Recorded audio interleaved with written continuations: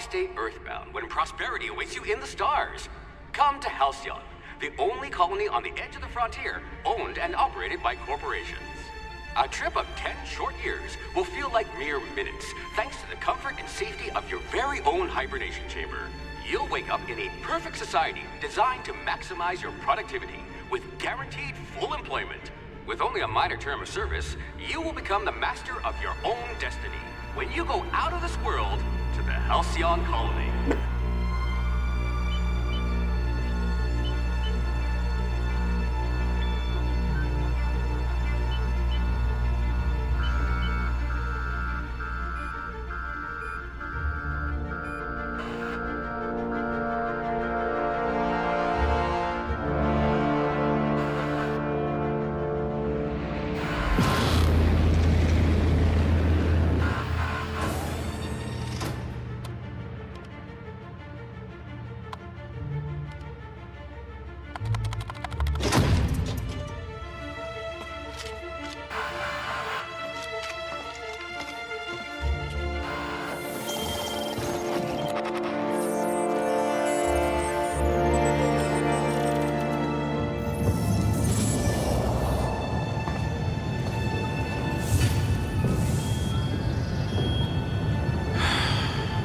Hundreds of thousands of colonists left adrift out here forever, just to keep from damaging the board's bottom line. Disgraceful.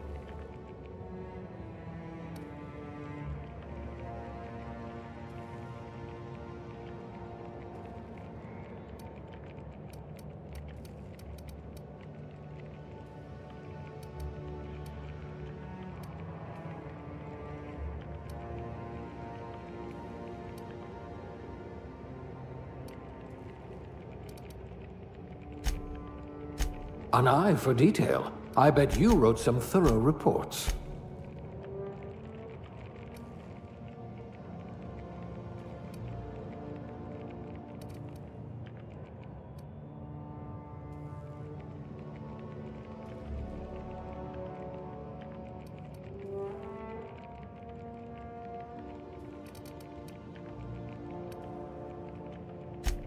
You never did get used to the ship's gravity.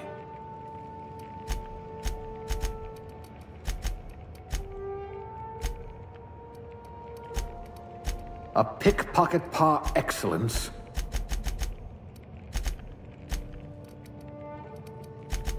I bet you really can believe it's not Borst.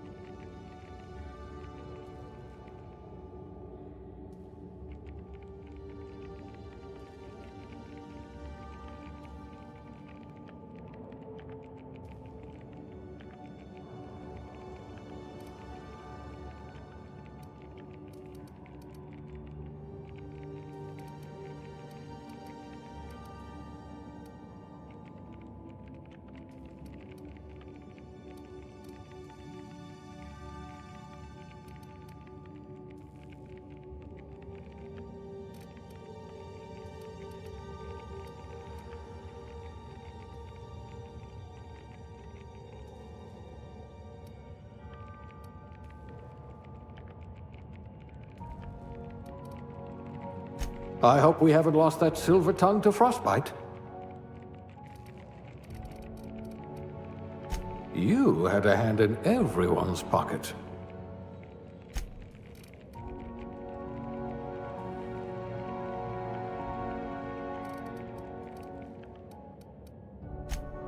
You could make a vicar doubt the law.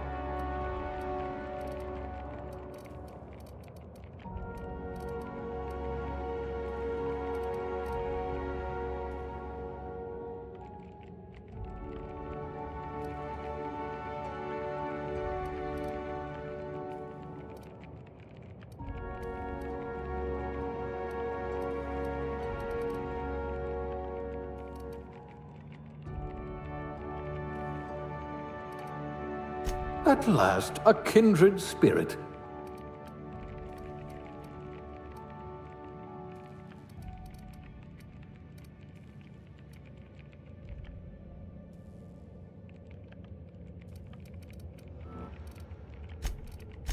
If you wanted to steal from the rich, you've come to the right colony.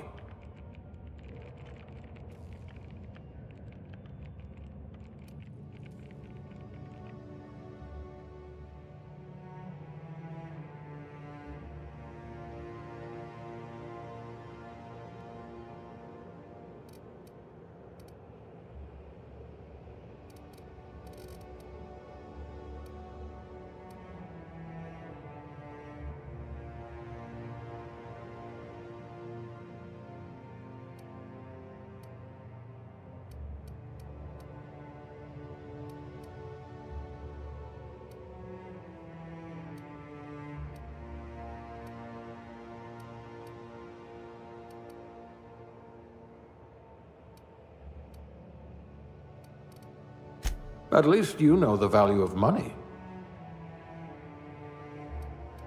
This colony does love its elevators.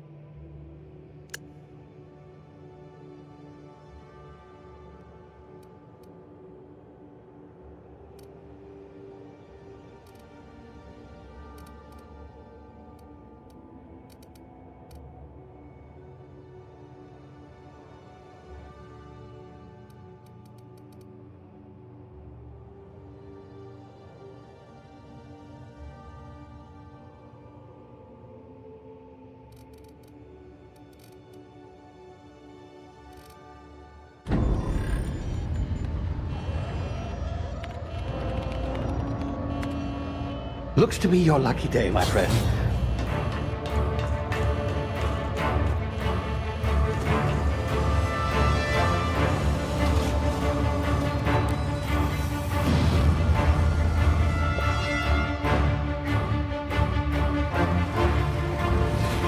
Please power down your engines and prepare to be... Not likely, bootlickers. Initiate skip jump.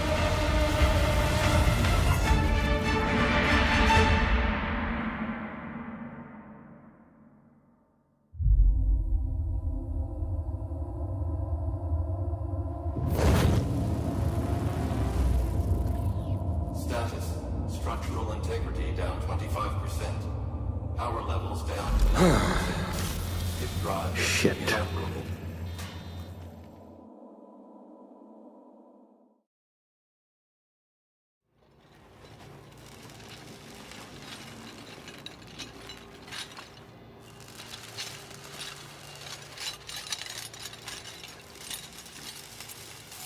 Ah, there you are. Wondering what's going on, eh? A bit of bad news there, I'm afraid. Your colony ship was inexplicably knocked out of skip space and forced to complete its journey at sublight speeds. This means that you and every other colonist on the Hope have been in suspended animation for 70 years, give or take. Normally, reviving someone after so long leads to some quite horrifying results. It's called explosive cell death, but it's really more of a liquefaction. Something wrong? Oh, yes, well, not to worry. I've pumped your body full of a special concoction I devised to keep you from dying so horrifically. Hopefully at all, but I guess we'll see, yes? Unfortunately, I used the last of my chemical supplies saving you. I know it's a lot to ask, but I must have your help securing more if we're to save the rest of your fellow colonists. I'd see it done myself, of course, but the board has a sizable bounty on my head. Now, my ship is inoperative, but I've managed to hire a smuggler to help you out. He'll be... Oh, I see we're in position. Good luck!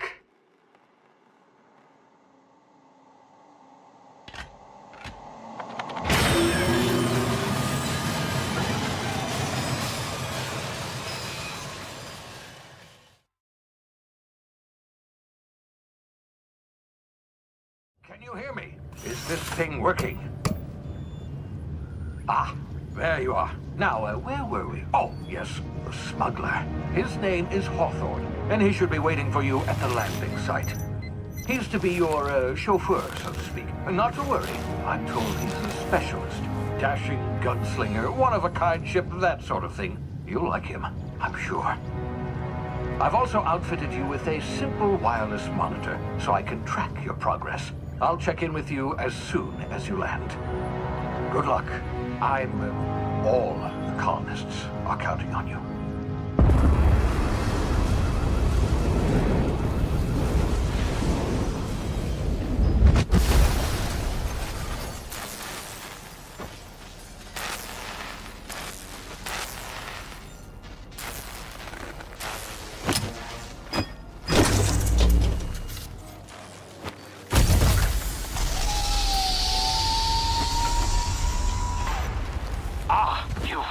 Good. Hawthorne should be close by. What in law's name? Is that him? Oh, that idiot. I told him to plant the beacon and move away, not stand there holding it. Oh well, no sense in letting his ship go to waste. Hawthorne won't mind you taking his ship. Better you than the board, huh? Not sure I trusted the fellow. Might have gone after the bounty on my head.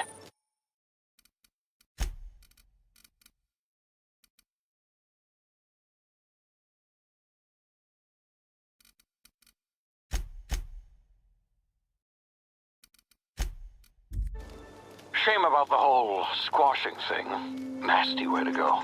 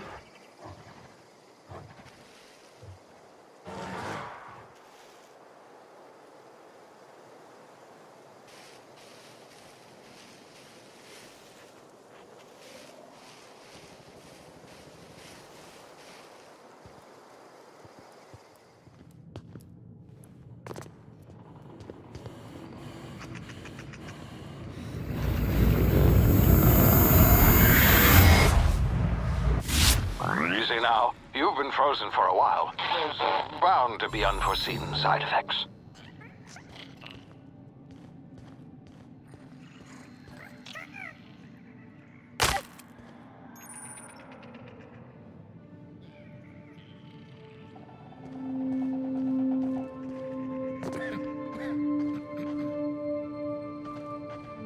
Hey, you, come here.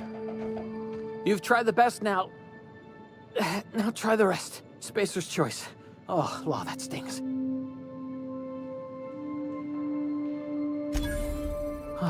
Looks like the bleeding stopped. I owe you one. Hope you don't mind me omitting this little exchange from my report. Spacer's choice doesn't like us accepting outside help. Better, thanks to you. I might have bled out on my own. Or worse, had to go begging the boss for some Adrena time. We were out on patrol. I saw a marauder camp up in the hills. Thought I could take him. Then my gun misfired. Right through my side. I mean, what are the odds of that, right? Just barely scraped by with my life. Crawled in here and blocked off the exit with those canisters.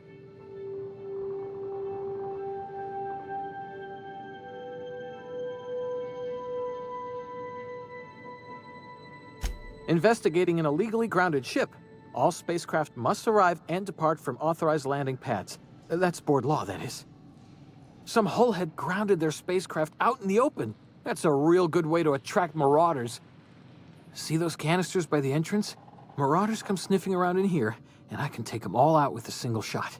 Not bad, huh?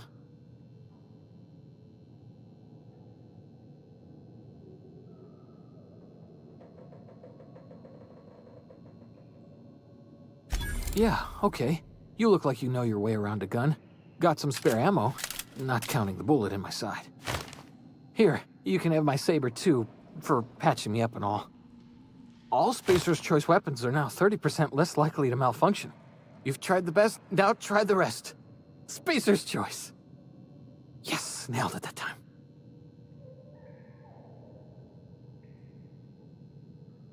You hit your head or something? You're in Emerald Vale. We're a Spacer's Choice community.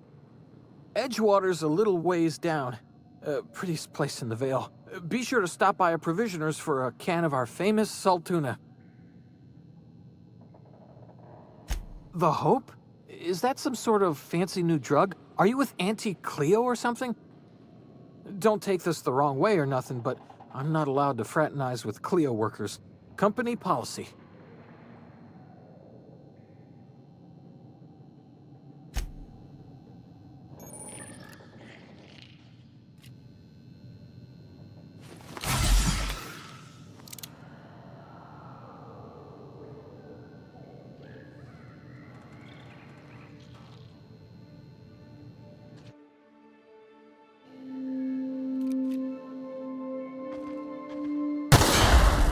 My ears! Oh, what just happened? Can you hear me? What in the hell? This...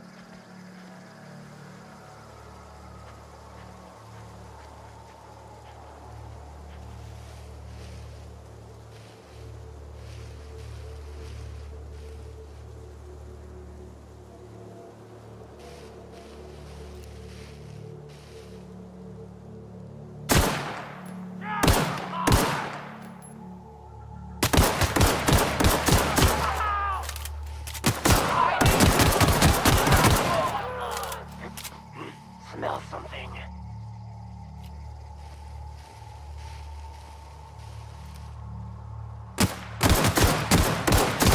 That noise.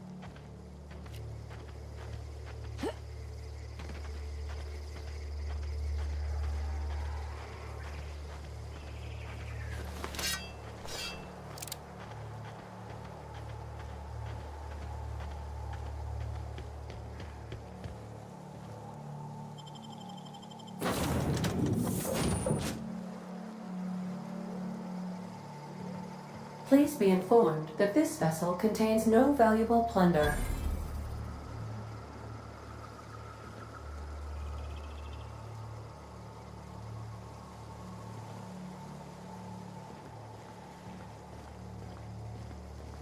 Intruders are not authorized to access the Unreliable's amenities, including the cargo hold's workbench.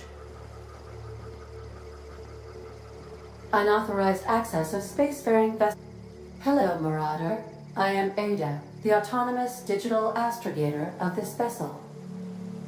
Please be informed that I am authorized to use violent retribution against unwanted solicitors. Please return any misappropriated equipment and exit this vessel in an orderly fashion. Failure to do so will result in your immediate destruction.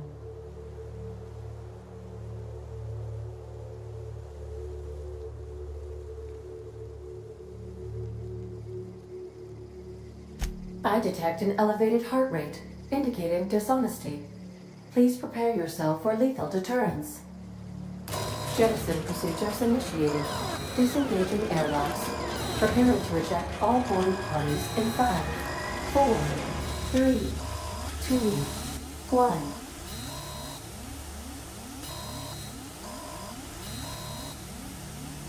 You are still here.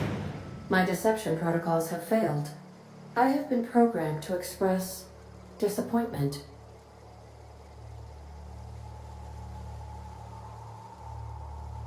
This vessel is the registered property of Captain Alex Hawthorne. I am incapable of accepting orders from anyone other than Captain Alex Hawthorne.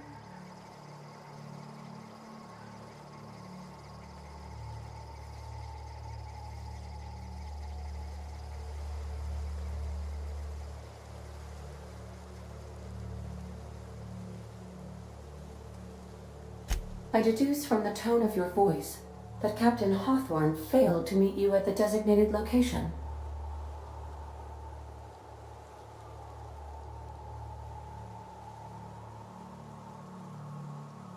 I understand.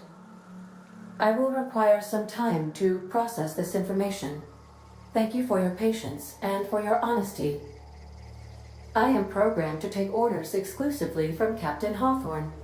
If I accept your orders, then you must be Captain Hawthorne. Do you understand?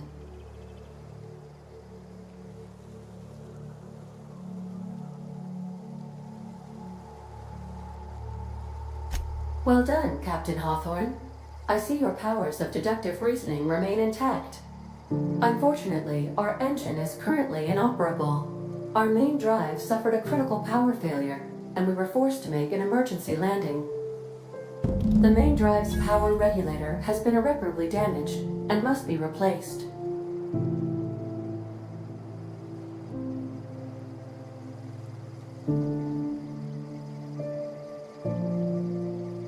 Astutely observed. However, the probability of locating a power regulator within a worker settlement falls within acceptable parameters of certainty. High-capacity power regulators are sometimes employed in the electrical networks of worker settlements. I have taken the liberty of printing you a new captain's identity cartridge. Please try not to lose it this time. This cartridge identifies you, Alex Hawthorne, as the registered proprietor and captain of the Unreliable.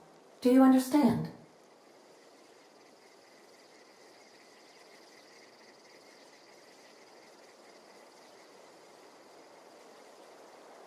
Best of luck in your search for a power regulator. Try to stay alive this time.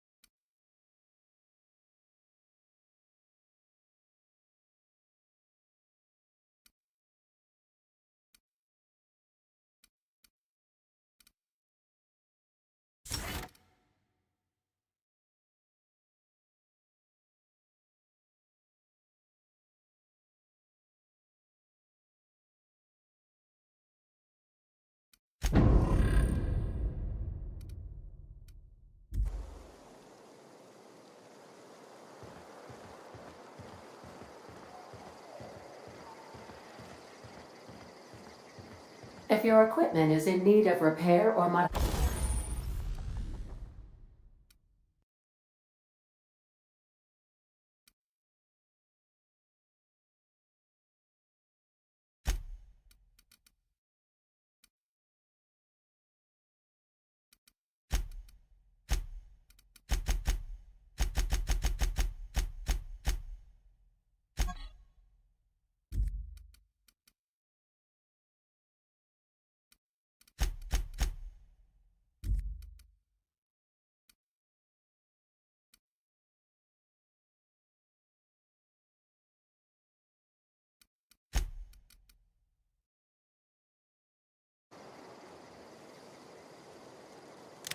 I suppose everything on the Unreliable belongs to you.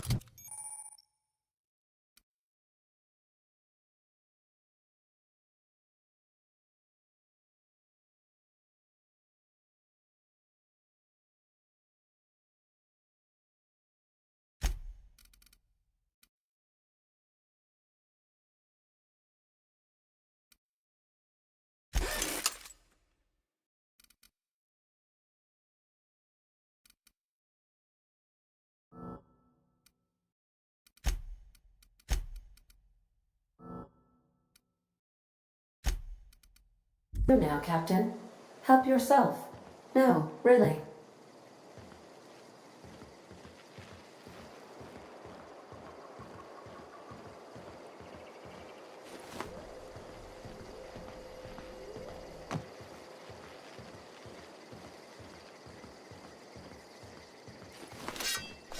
Want to be a brand new you? Try out our respecification machine.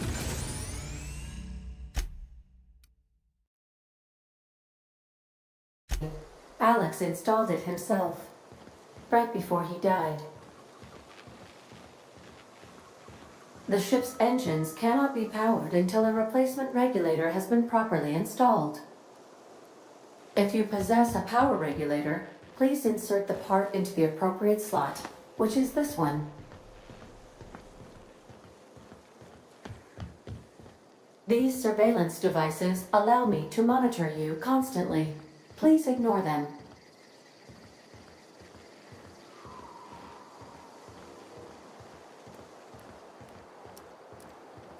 These are the crew's quarters.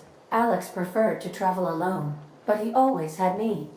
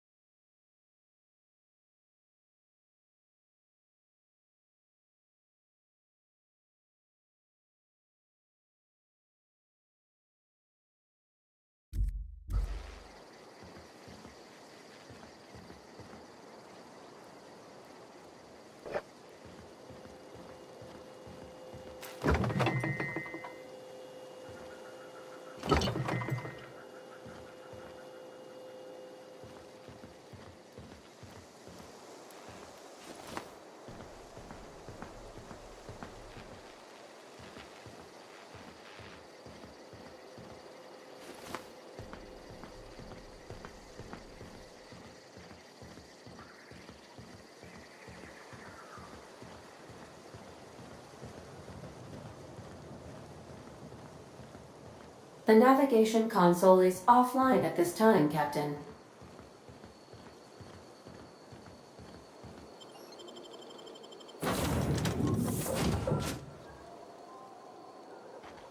Say, this wouldn't happen to be your ship, would it? Because you sure walked in it like it was your ship. And if this ship is yours, well, ma'am, you owe Spacer's Choice a hefty fine. Afraid we gotta dock your pay.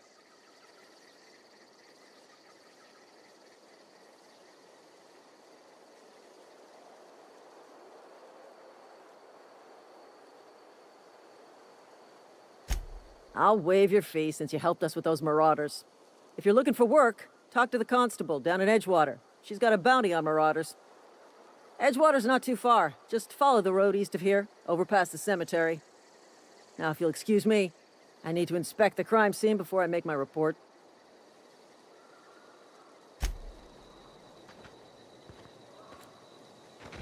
You some sort of This freelancer? is gonna take a lot of paperwork. Marauders, deserters, illegal landing. What is this colony coming to?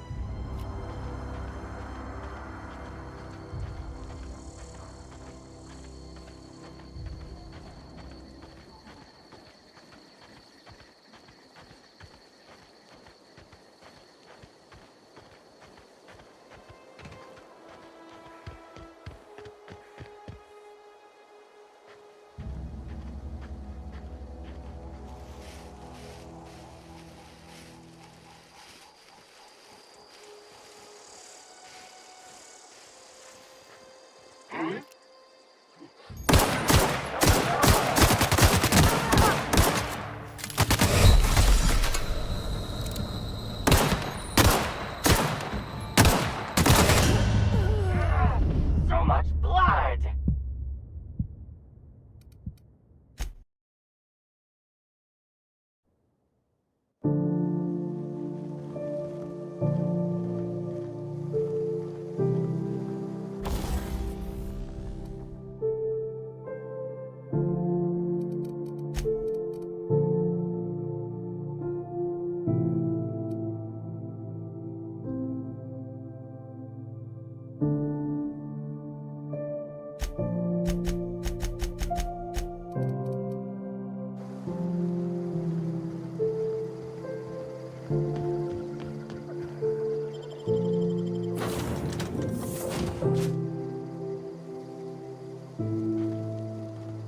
Say, this wouldn't happen to be your ship, would it?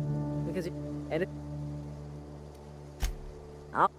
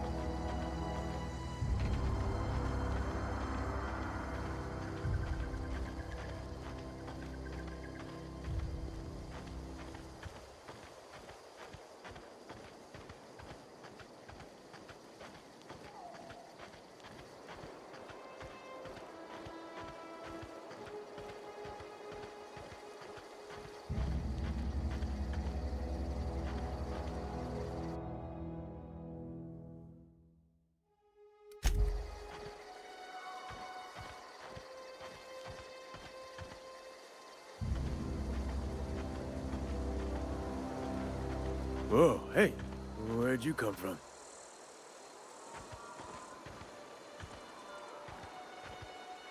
Don't go ambling out in those hills. That's Marauder territory, friend.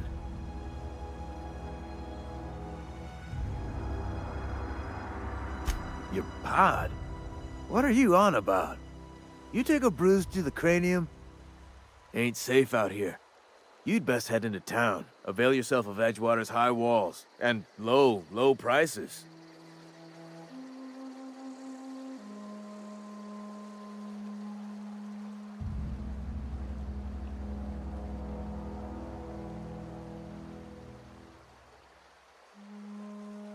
I'm being vigilant. Don't want to get blindsided by some corpse-chewing marauder come stalking out the shadows.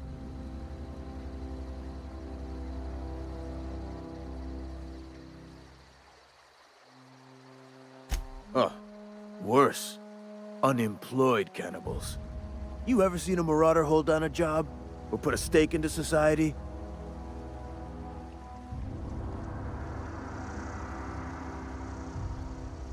Pleased to make your acquaintanceship. I'd shake your hand, but I've been hauling corpses. You don't want none of that on you. Name's Silas. Junior in humor for the town of Edgewater. We're all part of the Spacer's Choice family. Definitely not the junior in humor, that's for sure. If you've got business inquiries, you should stop by Reed Thompson's office. He's up in the tower above the cannery. Head into town, follow the road. Look, you obviously ain't a worker. What's your racket? You a smuggler? Freelancer?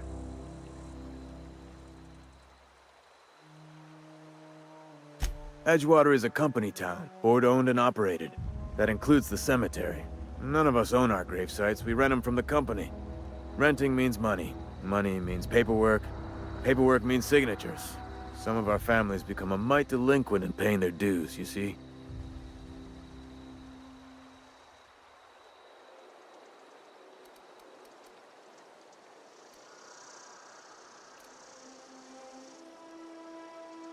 Quotas, mostly. Got a backlog of graves to fill. Bodies won't bury themselves, you know?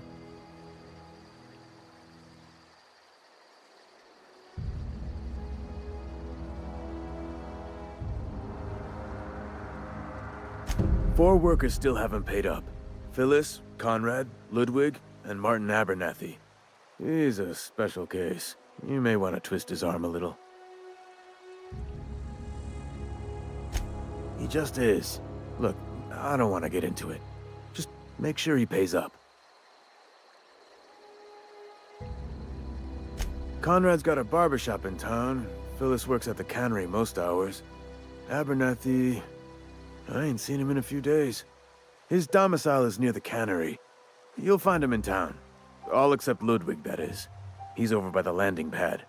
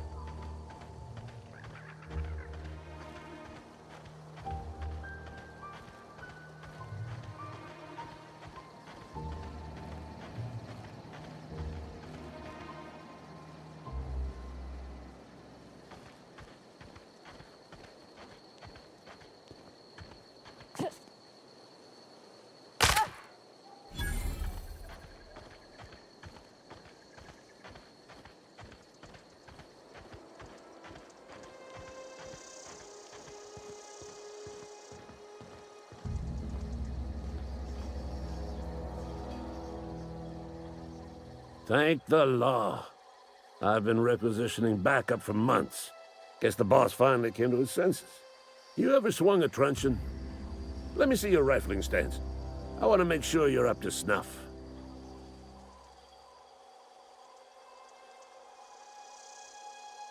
I told Silas I'd pay my dues if he agreed to join the resistance. Guess this means he's finally heard the calling.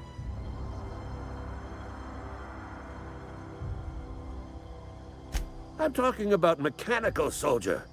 Cold, heartless automatons made of iron and lies.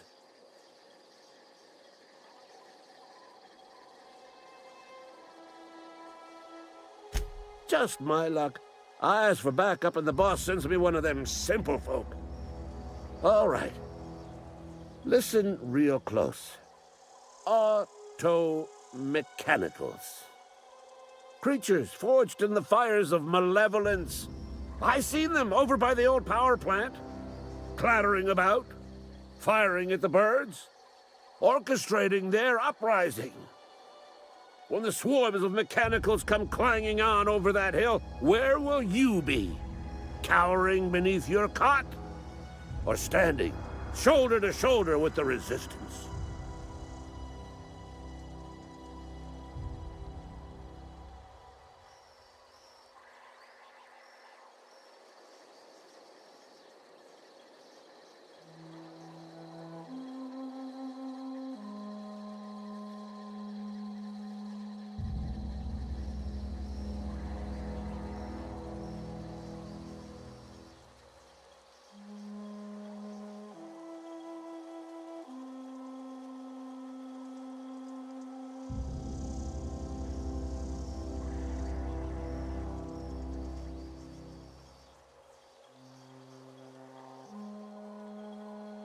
Go on.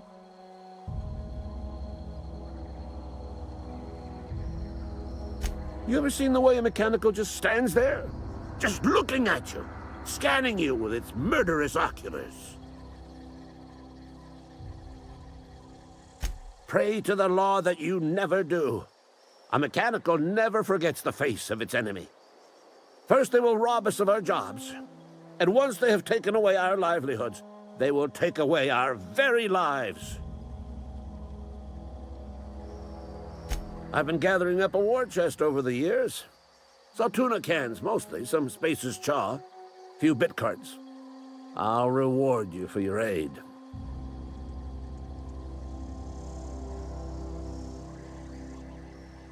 Enlistment fees.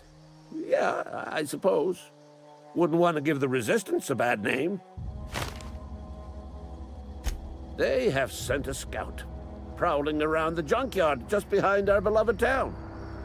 This scout must not be permitted to return to its base of operations. Cross it off, then report back.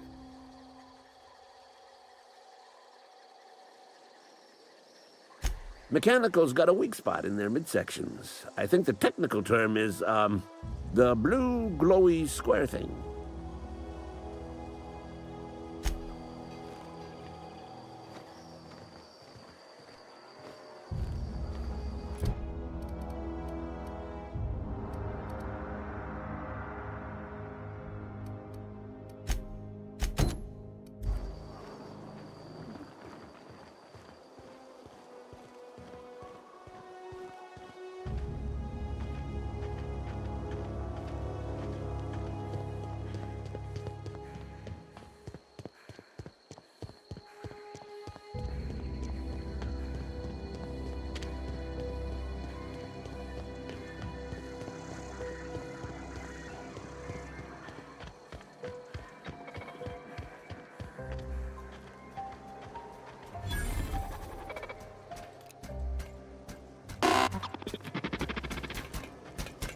Searching for repair bay.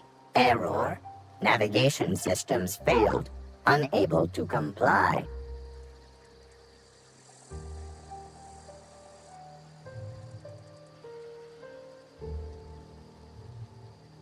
Navigation systems have determined this location as Spacer's Choice, designated mechanical repair bay. Attempting to misdirect or confuse a Spacer's Choice mechanical is a punishable offense. Please report yourself to your supervisor. Damage to navigation systems detected.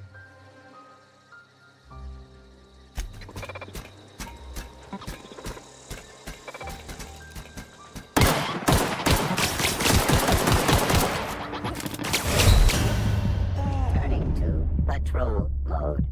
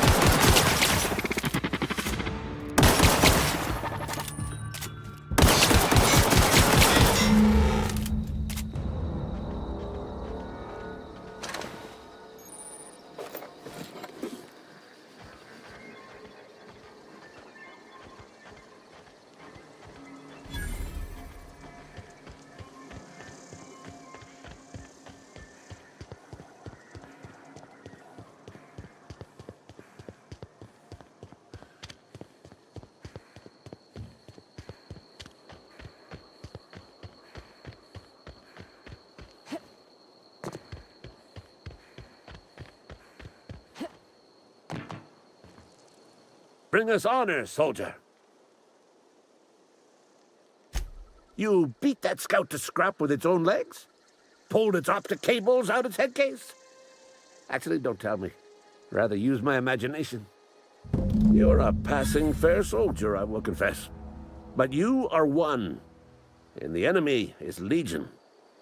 What you need is an equalizer, a weapon to strike fear in their cold, mechanical hearts. Cantina, lavatory, behind one of the toilets. That's where I've kept it hidden all these years.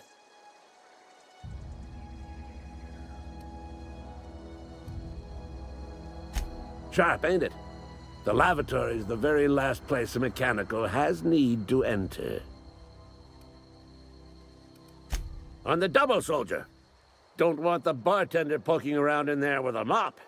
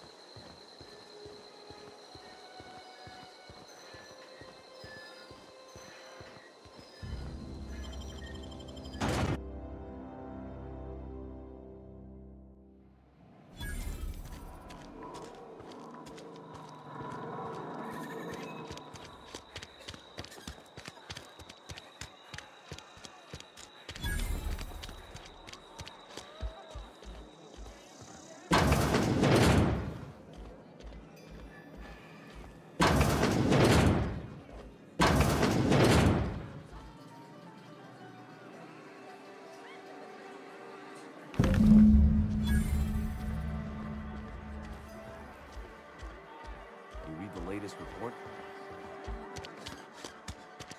Another day at the camp.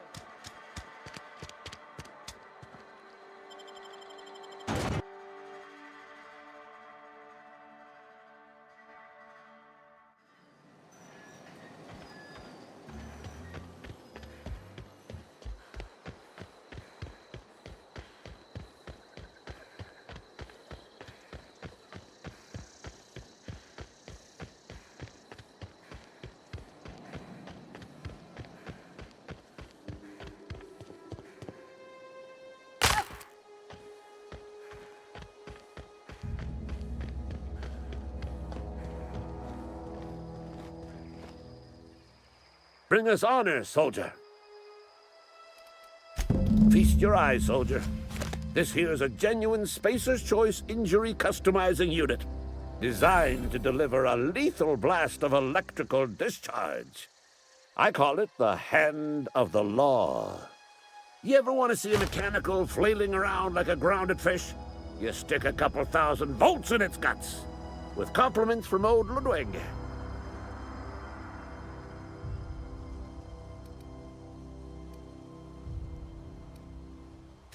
There's a workbench right through this door. Attach that unit to your favorite weapon and go forth into glorious battle. Time's come for you to journey down into the black heart of the enemy's camp. I'm talking about the old geothermal plant. Unfortunately, the old plant lies outside my board-given jurisdiction. You'll need to get a passcode from the boss, Reed Thompson.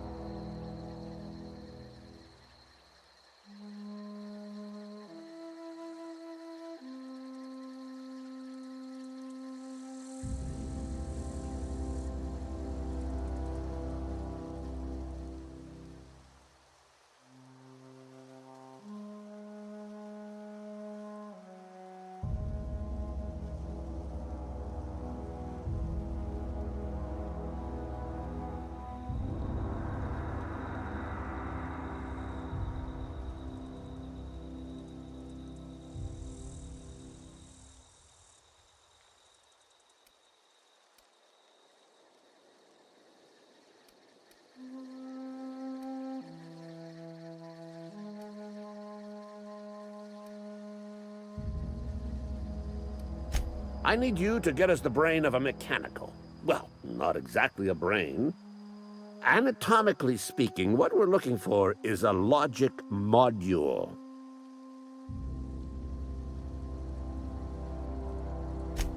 Don't tell anyone, all right? I've got a contact. A real expert in the inner workings of the automaton. We are gonna rip those mechanical secrets right out of their circuits.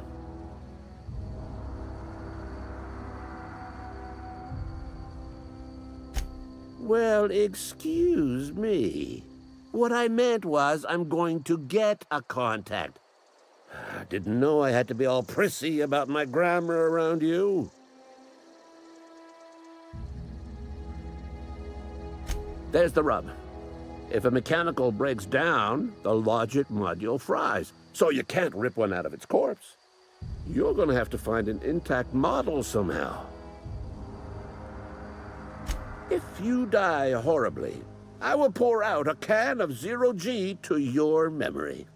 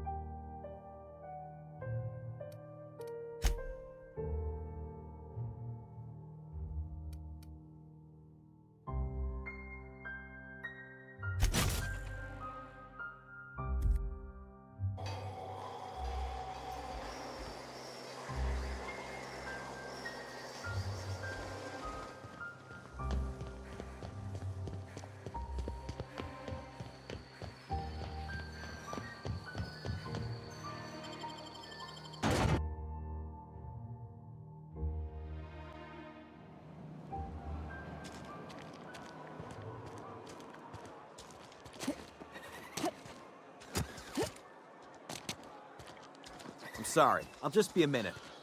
You had a minute. Next one comes out of Japan.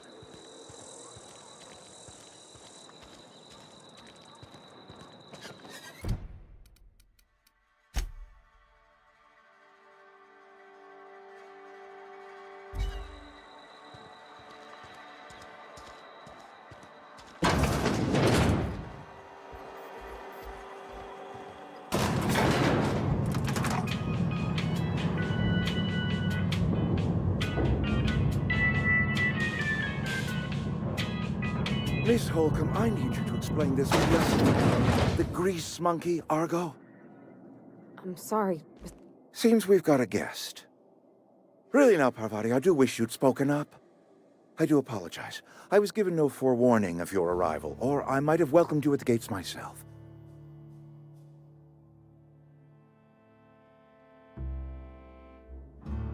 I'm Reed Thompson, Outpost Administrator. I cannot help but notice you are not in uniform.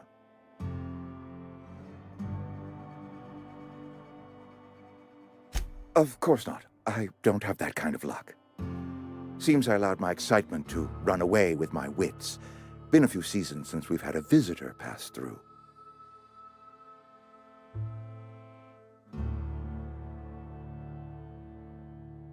Only regulator we've got is hooked up to the town transformer. Mr. Thompson ain't liable to be keen on dismantling it. I beg your pardon. I am most emphatically not keen on any such thing. I can't let you have our power regulator. But I happen to know of another one. And I happen to know exactly how you may retrieve it without frying yourself in the process.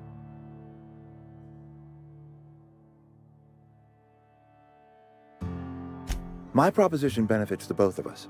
Please, hear me out. There's a power regulator in the old botanical lab.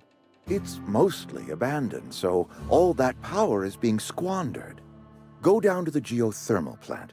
Reroute power from the botanical district over to us. Once their power's shut down, you can have their regulator and be along on your way.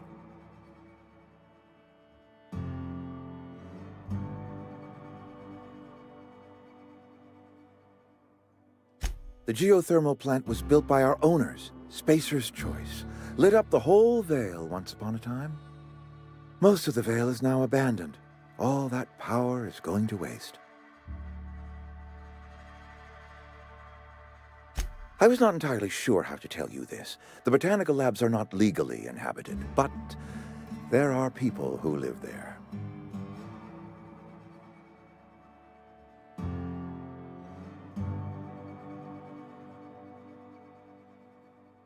No, I do not imagine they will be pleased. But like a parent disciplining an unruly child, you will be doing them a kindness. The people living in the botanical labs, they're deserters, former workers. I need them back at their posts. I need them to come home. Edgewater is struggling. We haven't hit our production quota in years. If we don't meet our quotas this year, the company might shut us down for good. I need those workers back at their stations.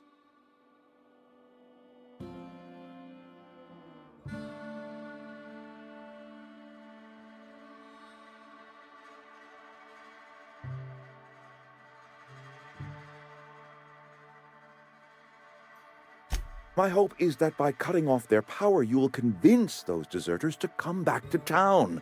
Before you go to the plant, I want you to stop by the botanical lab. Speak to their leader, Adelaide. Tell her the power's about to go, and that it's time her band of deserters came back to town. Adelaide's older than the other deserters. She's dignified, kindly. From what I understand, her camp looks to her for leadership. That is not a hypothetical I enjoy entertaining. We need Adelaide back. Nonetheless, I will settle for the return of her followers. We belong to one community, the Spacer's Choice family. If we dissolve into factions, then we will all perish separately.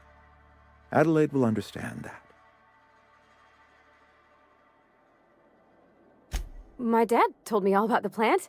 Taught me all he knew. I could come in useful. I mean, if that's all right with you, Mr. Thompson. Sir.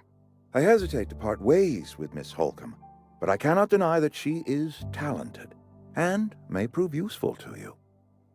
You will need an administrative passcode in order to enter the plant. I am trusting you with mine, and trusting Miss Holcomb to guide you if you'd like.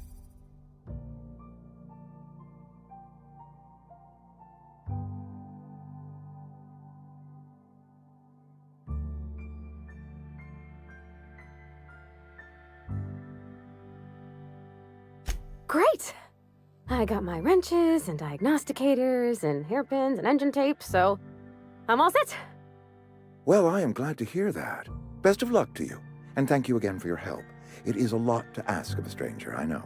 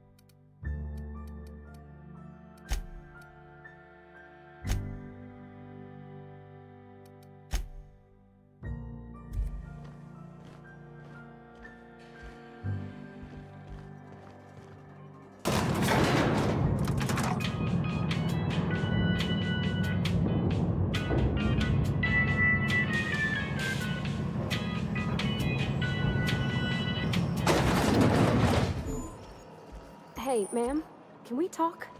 Sorry. Sorry. You just want to get out of here. And you likely don't want to tag along like me. It's just, Mr. Thompson has his own view on matters, on account of it's his job and what all, but that's not the only side of the tale.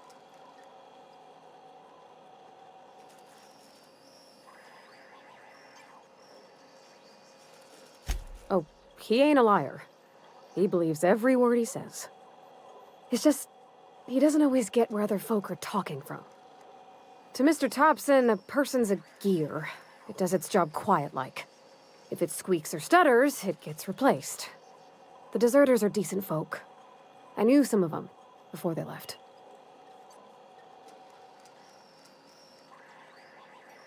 Life's hard here, especially for them that don't fit in so well. We're one big Spacer's Choice family, but every family's got the one the rest whisper about. Mr. Thompson's aiming to take away their power. They'll have no lights to see, nor heat to cook. They'll be at the mercy of marauders, or worse. I think you should talk to the town's vicar about it. Max, his name is.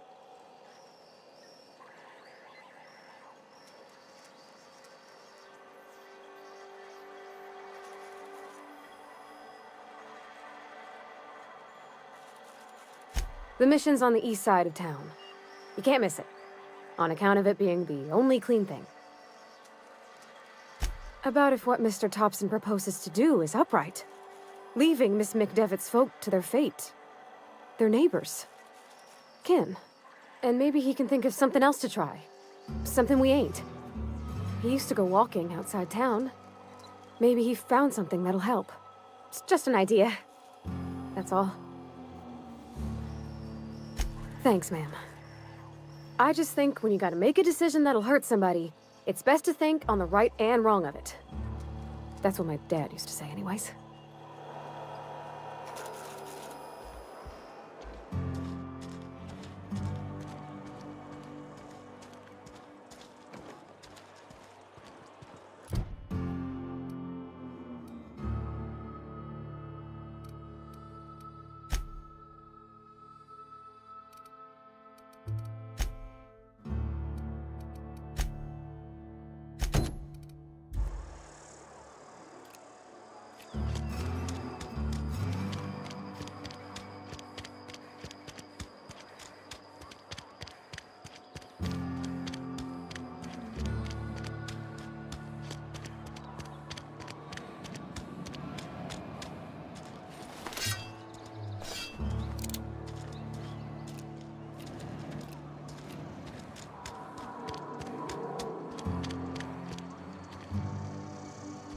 I've always felt weird in here. It's too clean.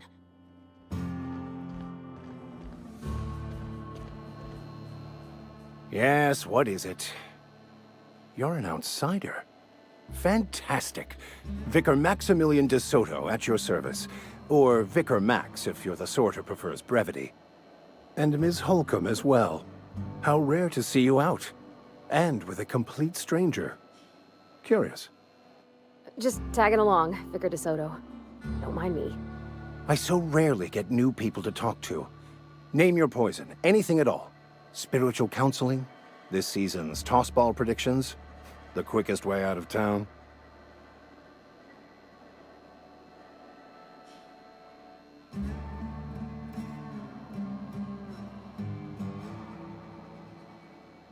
But what? I thought you would talk to him. You wanted to speak to me, Ms. Holcomb? Every time I've tried to engage you in conversation, you look at the floor, answer in single words, and slink away. I can't imagine what would be so grave as to drive her to my mission. What has Mr. Thompson asked you to do?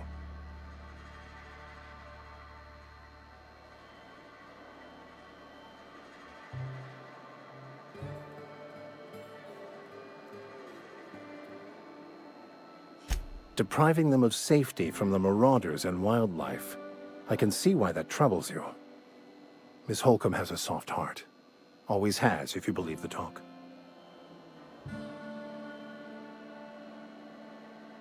They rejected the order of society and live beyond the walls so thoughtfully provided by our Spacer's Choice patrons. Does that strike you as a responsible life choice?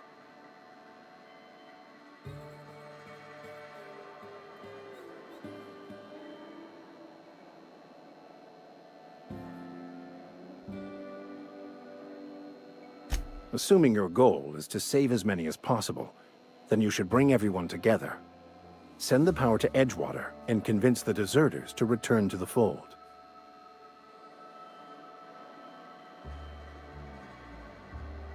Not if things are left to stand as they are.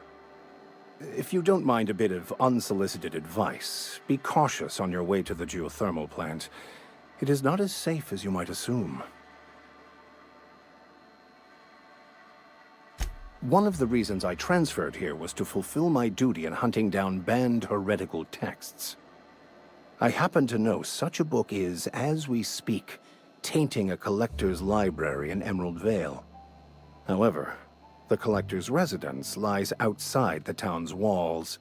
My retrieval efforts have been thwarted by marauders who have overrun the property. Should you fare better than me, I'd pay a handsome sum for the book.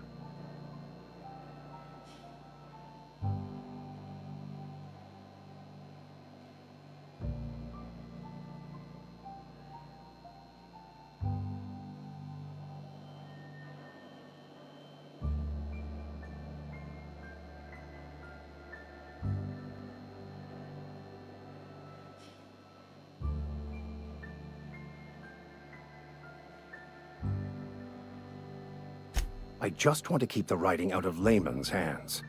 It wouldn't do for such information to fall into public consumption.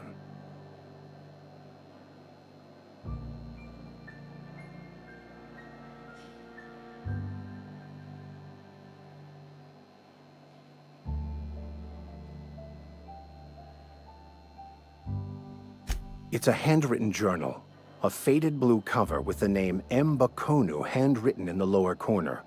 I'll mark where I saw it on your map. Assuming you're serious? It is not only a beautiful relic of a bygone time, it's also the thoughts of an early thinker on the nature of man's place in the cosmos. Not many in this colony could understand its true value, should they ever read it. Thank you. If you retrieve it, you can always find me here.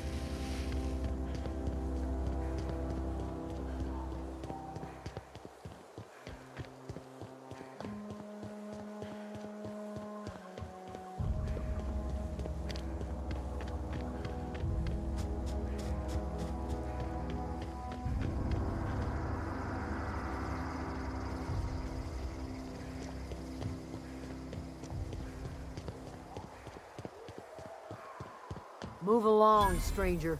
We don't want any trouble.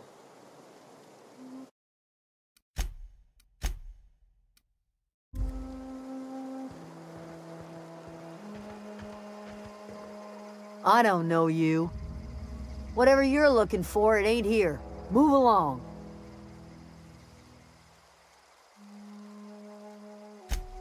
Answers, huh?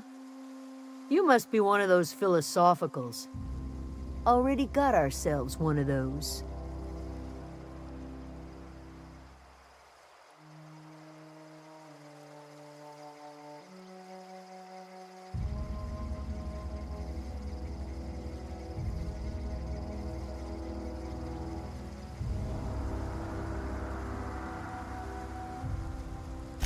A geo what?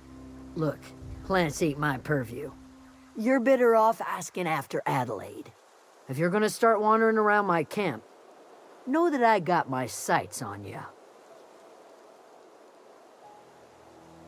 Over in the hothouse, tending crop. Enough with the questions. No offense, but I've got a lot on my mind.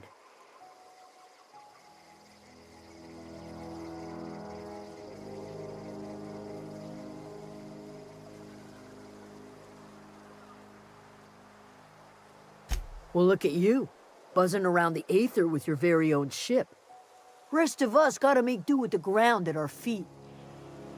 No, I'm sorry. That was unworthy of me.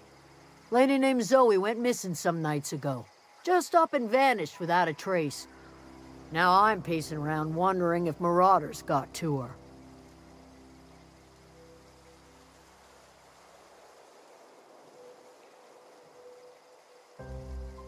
I go looking for Zoe, I leave the camp undefended, seeing as I'm the only one of us who knows her way around a gun. Hence my dilemma. Vex me. If she told anybody, they ain't telling me. I'd check her room, but I got yelled at for snooping once already.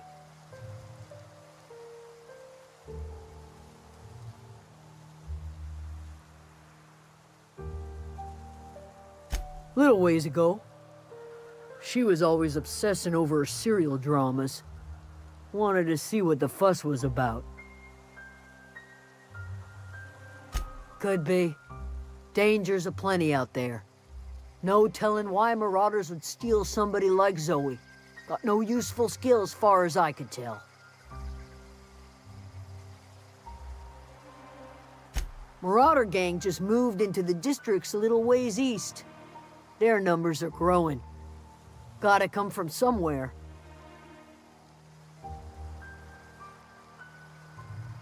Well, enough to know we never got on. Zoe and Stefan were close. If anybody knows the workings of her mind, he does.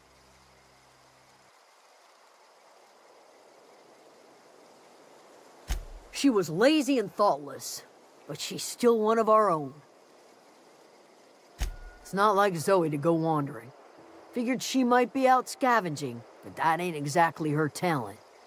Can't imagine where she's gone. Vale's a wide place. She could be anywhere.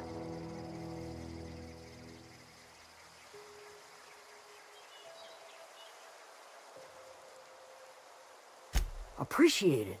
Honest.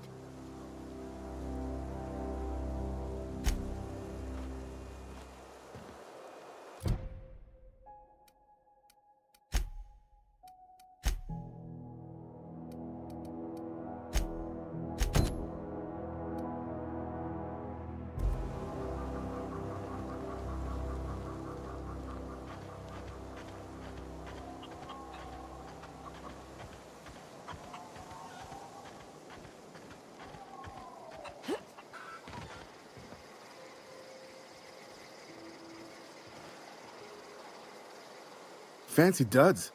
Do the tubes get in your way?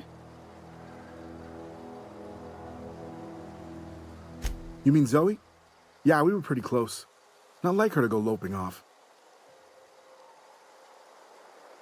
Zoe and I were gonna watch the serials, as is our custom.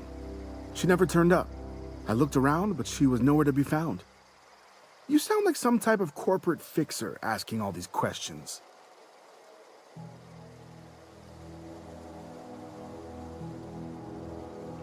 Can't say I recall Zoe ever acting strange. Well, except for her habit of writing things down on scraps of paper. She called it journaling, but I think it's just plain odd. Zoe was always obsessed with this serial, Masked Marketeer. A scion of Byzantium turns to banditry and teaches his marauder companions the wisdom of free market economics. Shame she up and vanished when she did. I had a surprise lined up for her. The other day I got my hands on a genuine copy of the latest Masked Marketeer. I was gonna surprise Zoe with it, but she was gone the next day. Hey, I got time. I'll help if I can. Hey, I got time. Fresh off the limb, and that includes canid meat.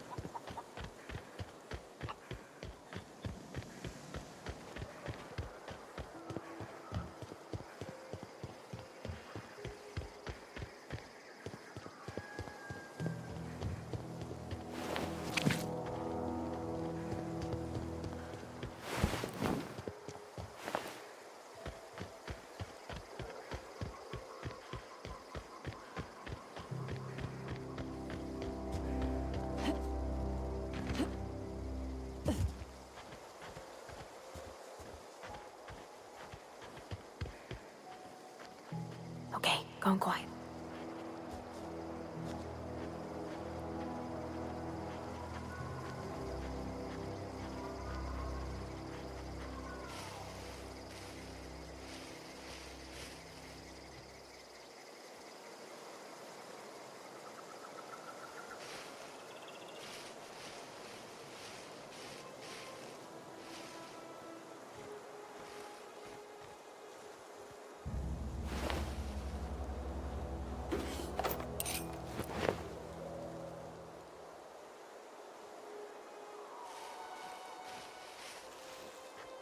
Huh?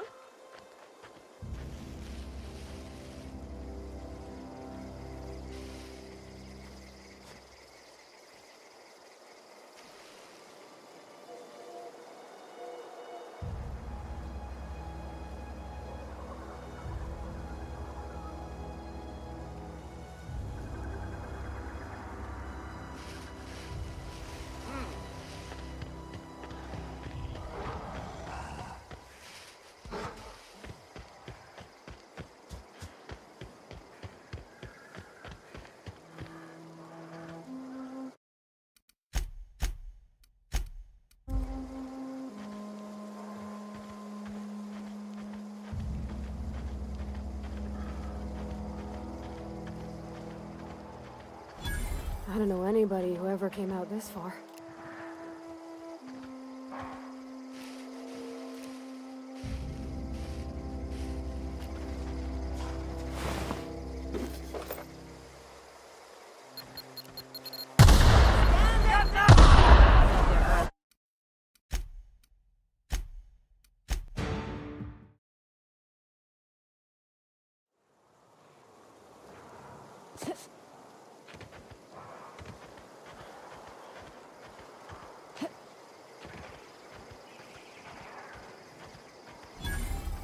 I don't know anybody who ever came out this far.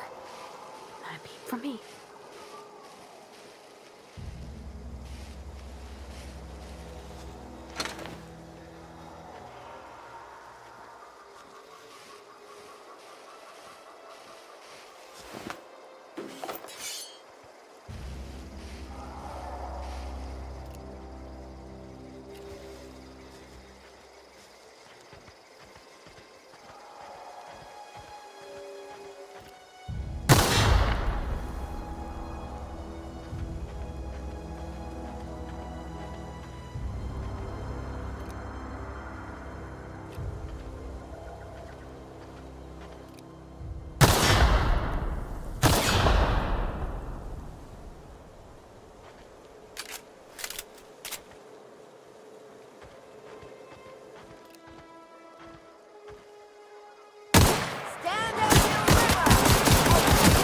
Had to hurt.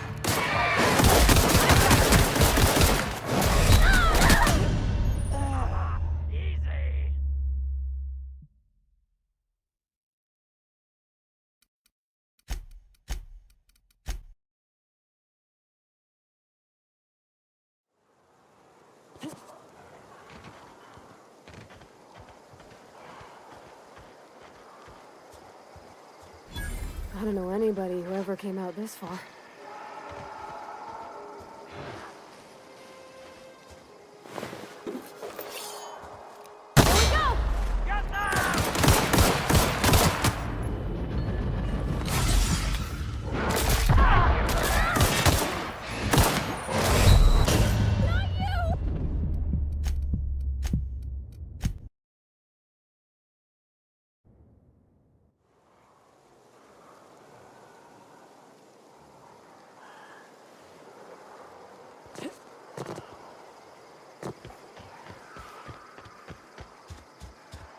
I don't know anybody who ever came out this far.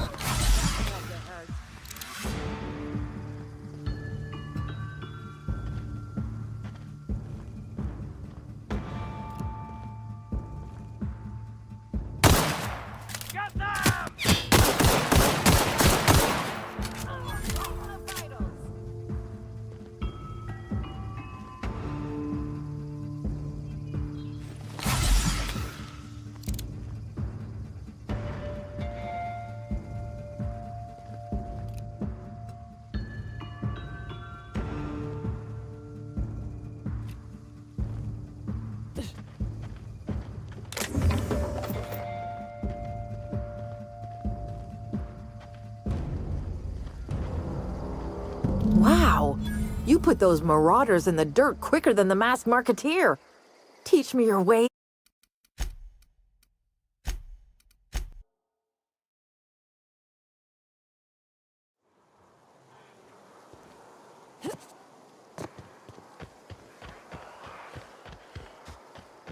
I don't know anybody who ever came out this far.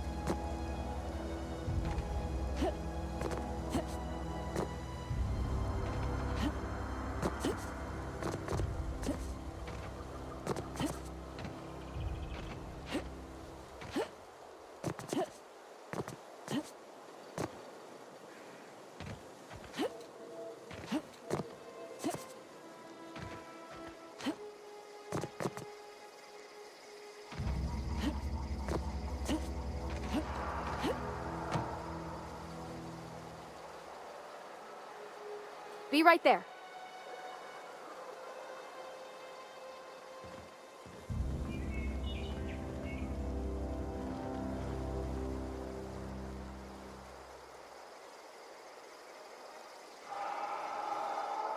Coming back. No problem. I'll head over.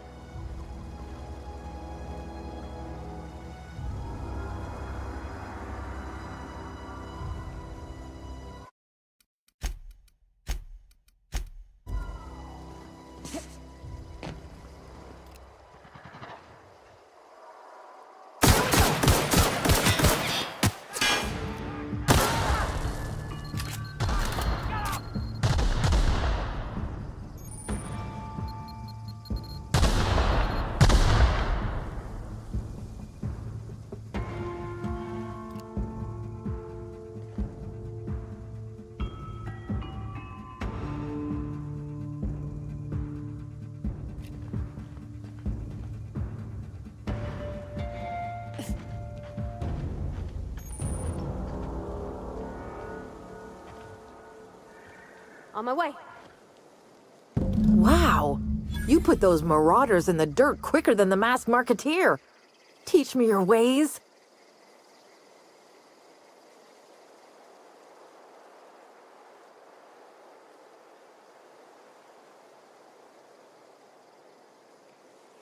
What? You mean Adelaide's little congregation of nature-loving nobodies? I could not possibly be less interested in them. You, on the other hand, you were a sight to behold. If I had half your skills, I'd be the greatest outlaw the coast has ever seen.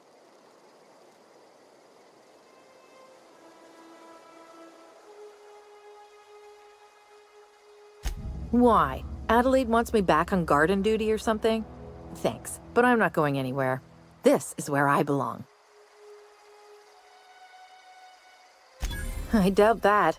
Nobody in that camp really cared about me.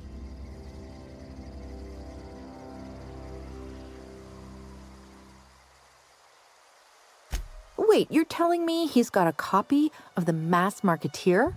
Why didn't you say so? I'll take my stuff and head on back, I suppose. Grace is going to be glaring knives at me, so I've got that to look forward to.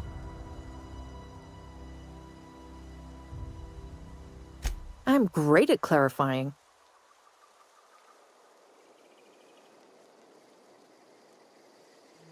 I don't know. The vital processes that constitute the miracle of life are mysterious and unknowable. Oh, you mean around these guys? The Marauders wouldn't hurt me. They love me. I'm practically their queen. Yeah, must be my neck. I've got all the time in Halcyon. Come out and play. Say that.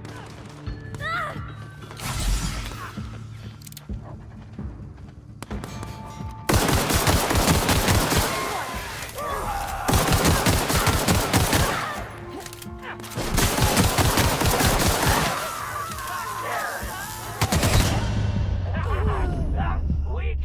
So weak.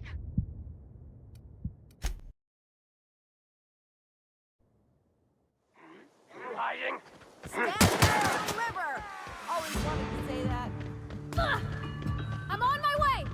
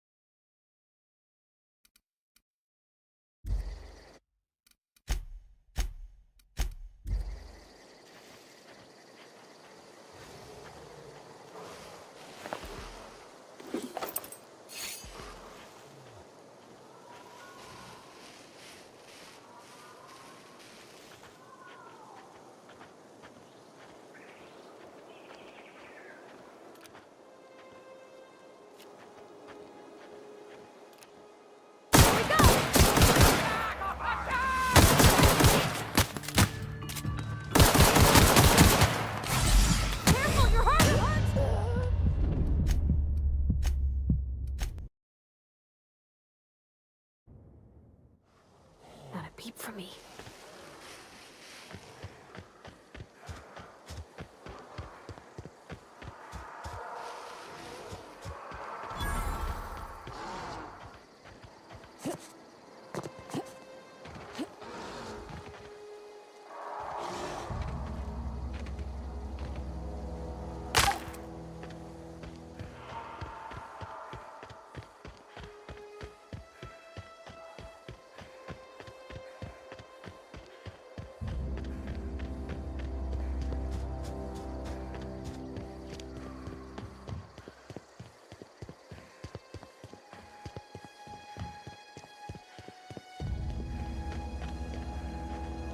What is it?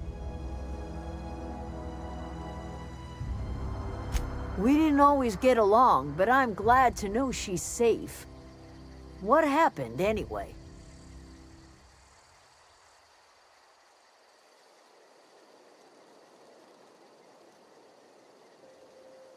Zoe joined up with a band of marauders. Zoe.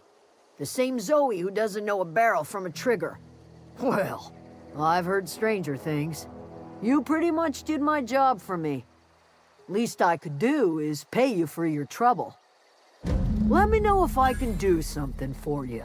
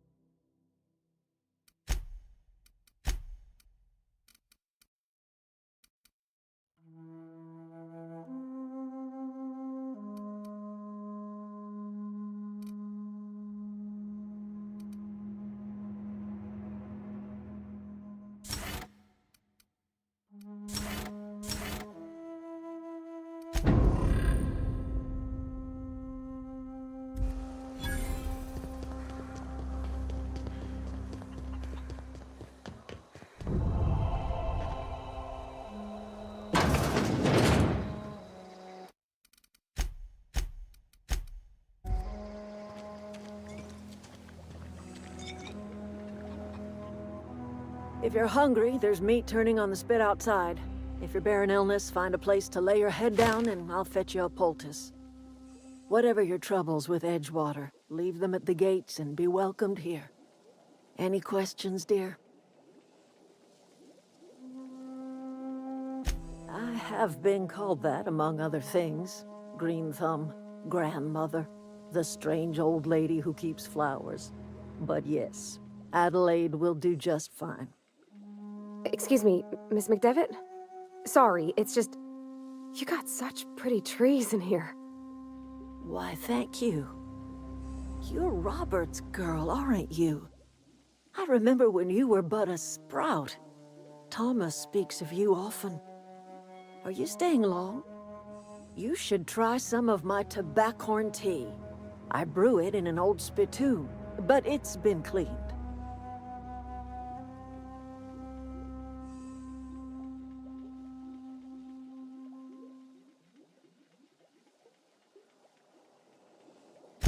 Reed Thompson? You here on behalf of that cold-eyed reptile? Let's hear it. What's Reed's idea of peace, then?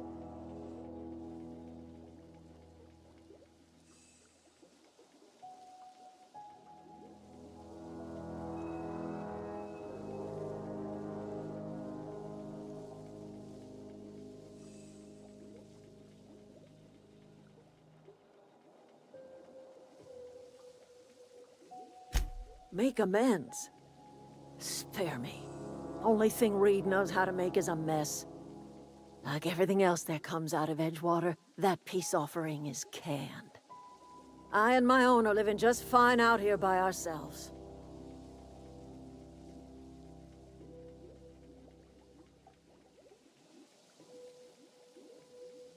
He would do such a thing. The question is, why would you agree to his plans?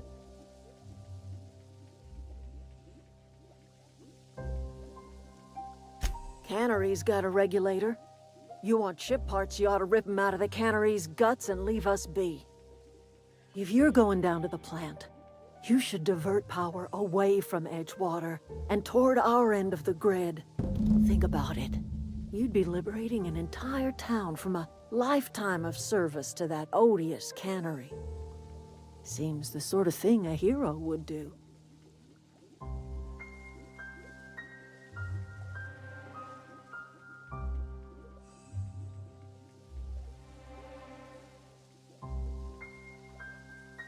You've seen that miserable excuse for a town with your own lamps. Hollowed out workers laboring their lives away at the cannery, living off whatever scrap Spacer's choice throws them. You know that's true, don't you, Ms. Holcomb? Your father died of overwork.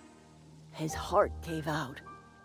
He was tired all the time, sure, but he was old, ma'am, and he raised me all by his lonesome. Look what they did to this child. Lost her family to the company, and still she defends them.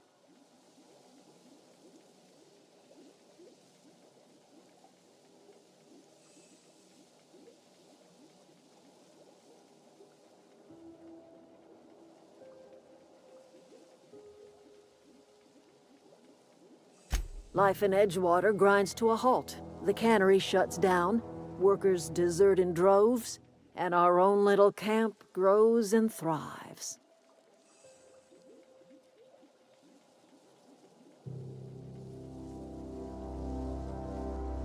You bring power to Reed's town and you'll be killing us. Reed knows it. He's counting on it.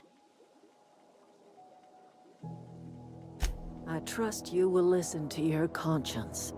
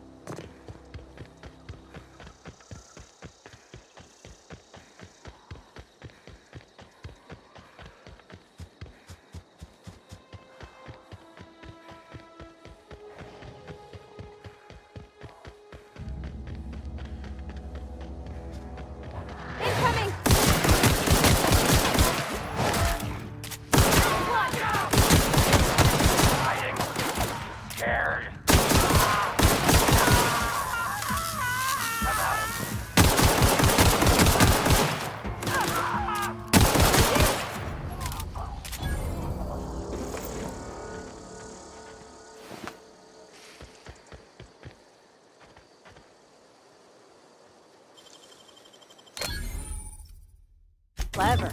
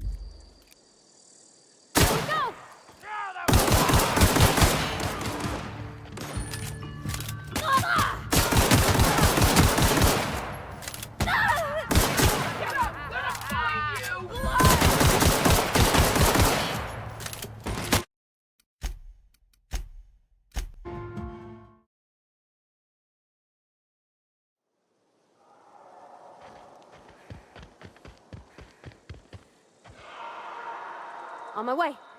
Moving.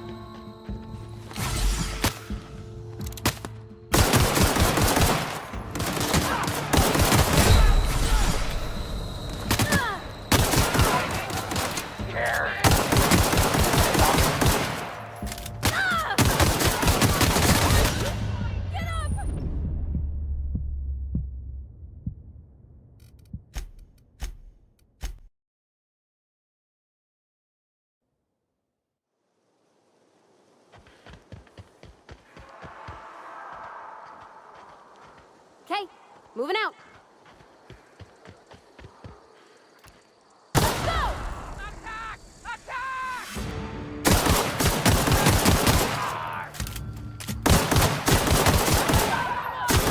Behind you! Something else!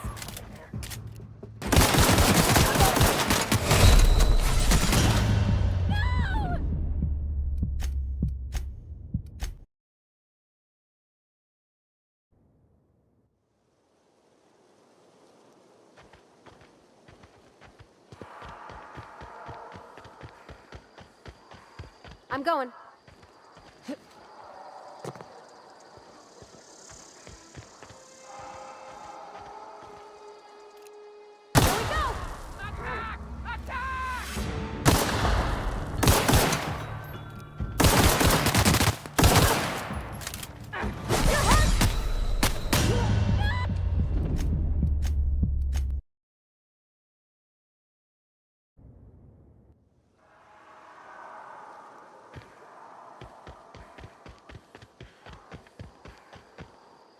No problem. I'll head over.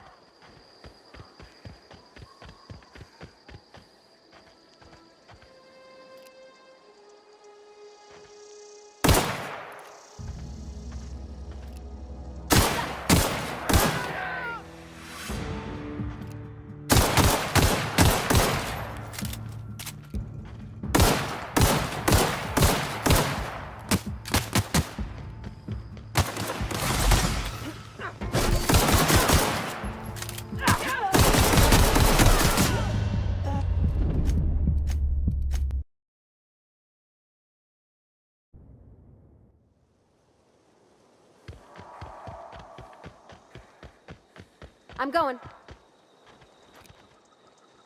Here we go!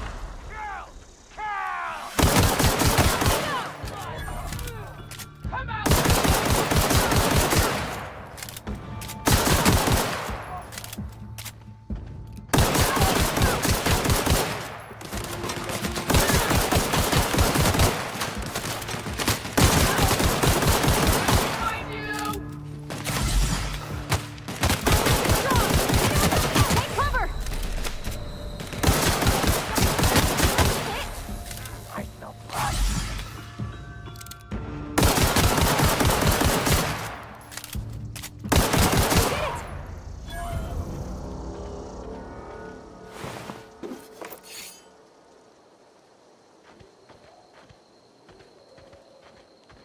Gotcha. Got it. In a jiff.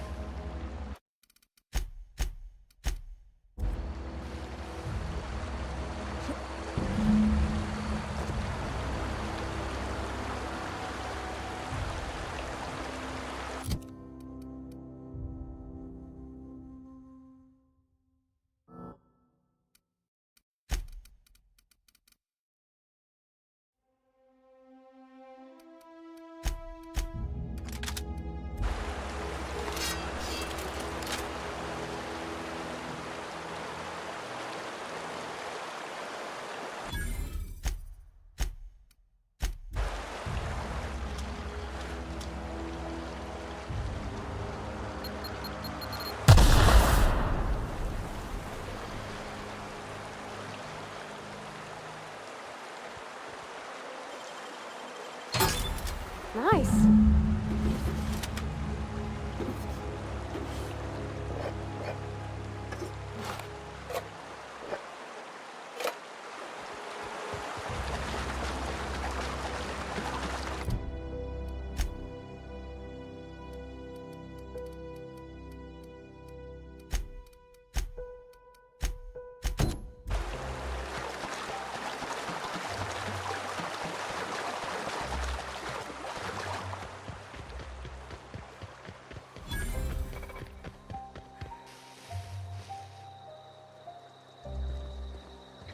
I always wanted to poke around in here.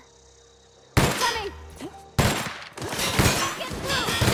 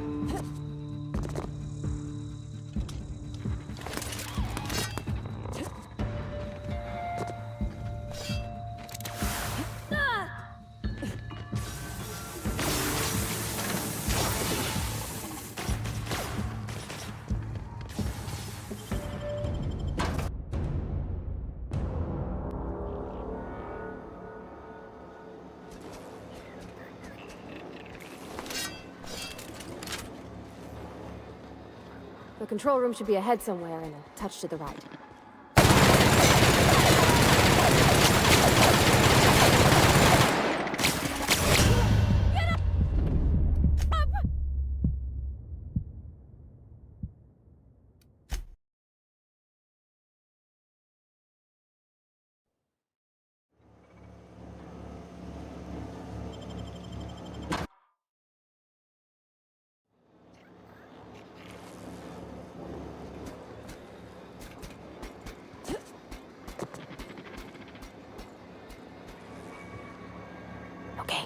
The control room should be ahead somewhere and a touch to the right.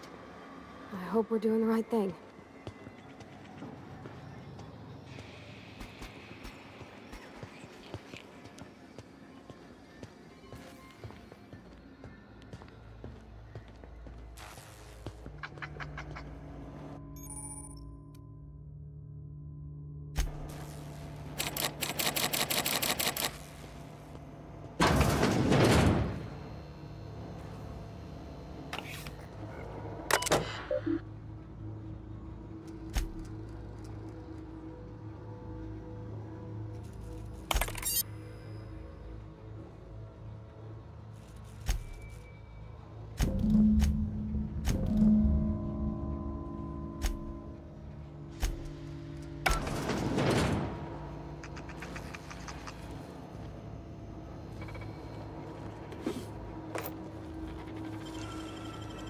Nicely done.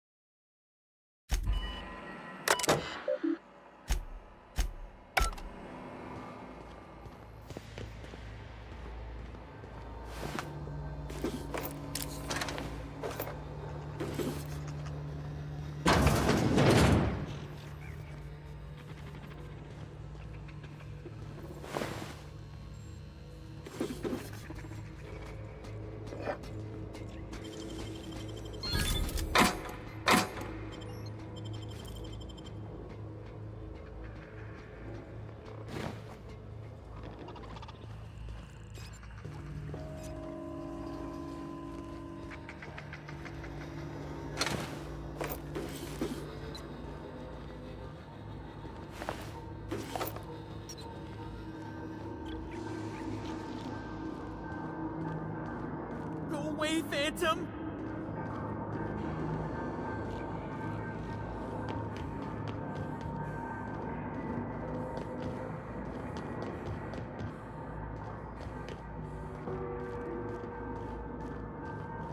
Get away!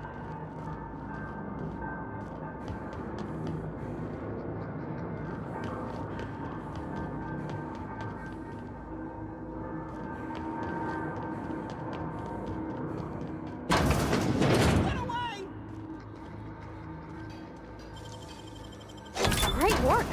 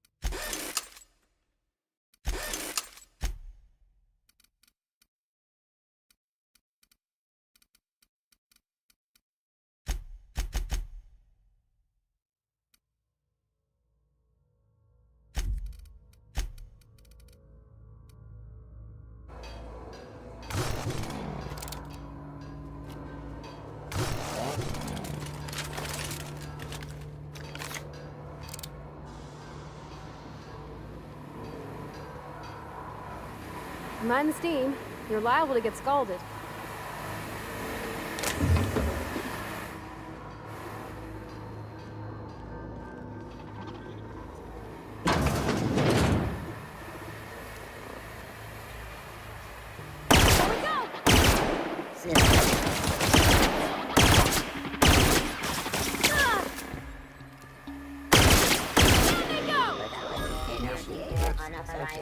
Unauthorized persons.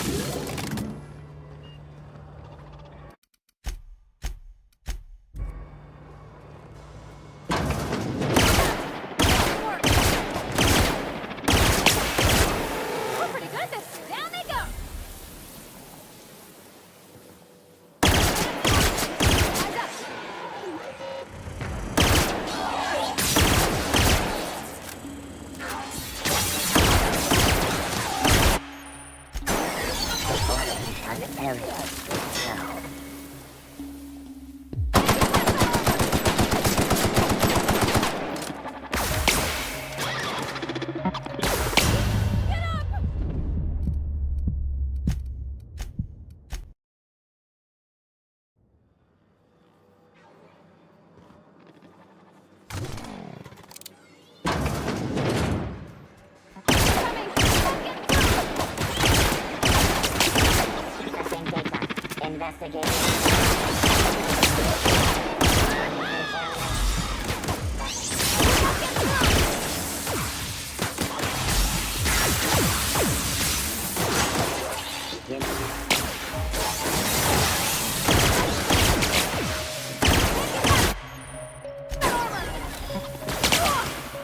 Sure thing! Forming an area sweep now.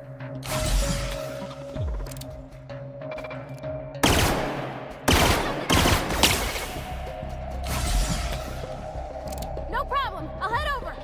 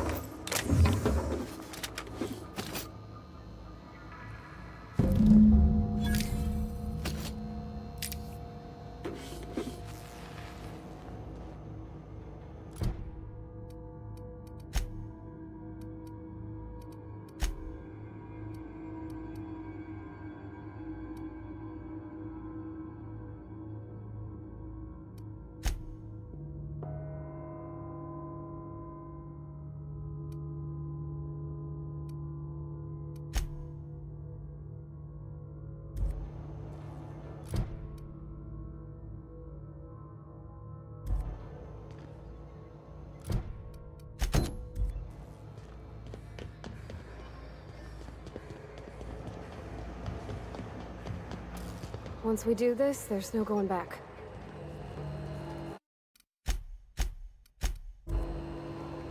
Excuse me, ma'am.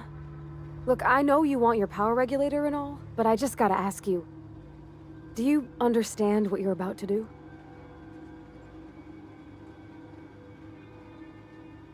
I don't think you should cut off Edgewater's power. I think it would be cruel. I'm sorry. That just sort of came out all at once. Edgewater's hurting.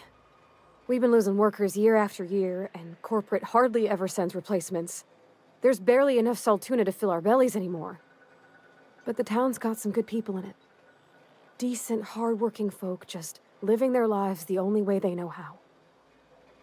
They don't deserve to be punished.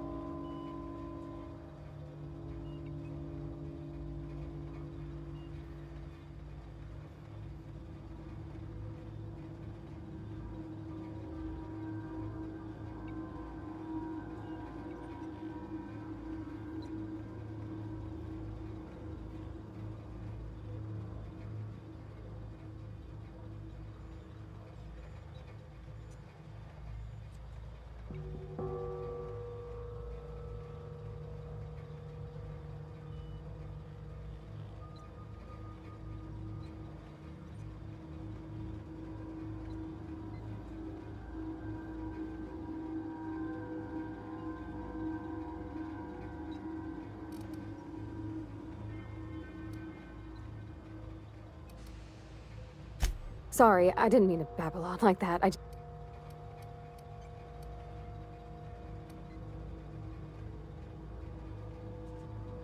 Really?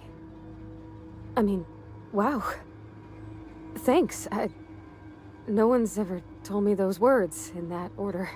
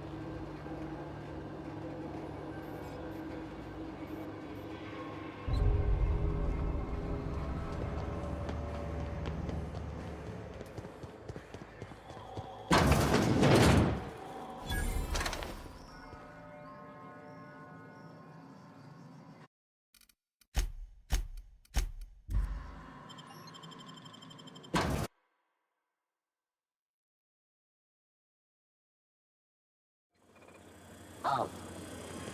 Get ready.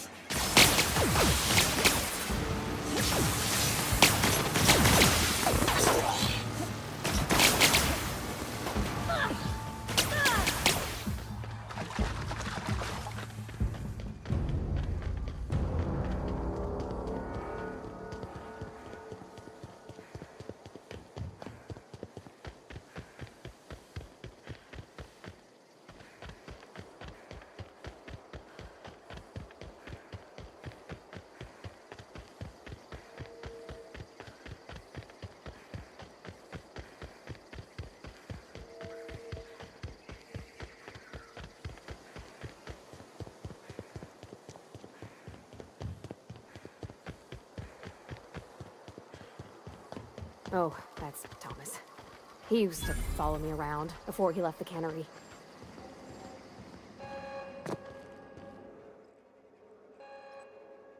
That's the thing about growing old. Your eyes start to fail. Elsewise, I would have seen you for the snake that you are, chopped you into pieces and roasted you on a spit. This is all you're doing. Cutting off my power, killing off my garden. Without refrigeration, my food will spoil, and my flock will starve. I want to ask you this in private, away from the eyes of my flock, so they do not see me lose my temper. Tell me, why did you do it?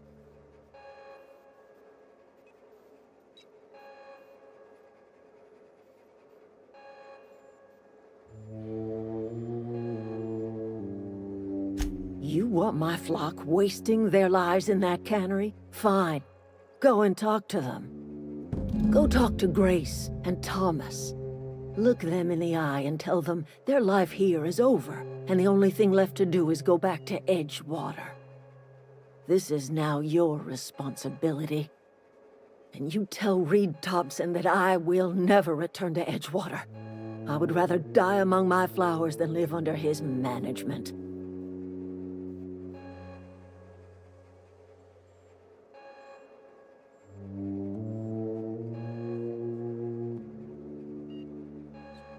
You offering to cross Reed off, huh? This some sort of twisted reparation for what you've done? Or you just looking for a chance to sow some chaos? Kill Reed if you must, or talk him into leaving if you can. He and I are not sharing the same four walls together.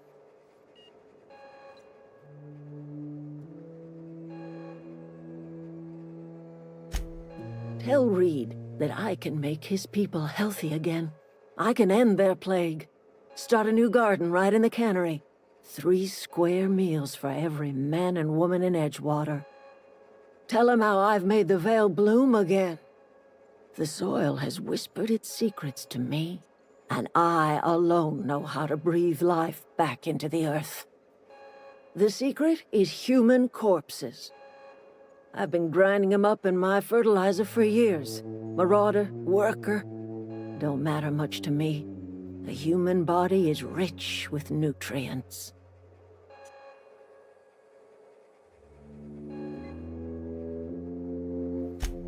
I have got a means to cure the plague, and I will not share that cure until Reed leaves town. Those are my terms.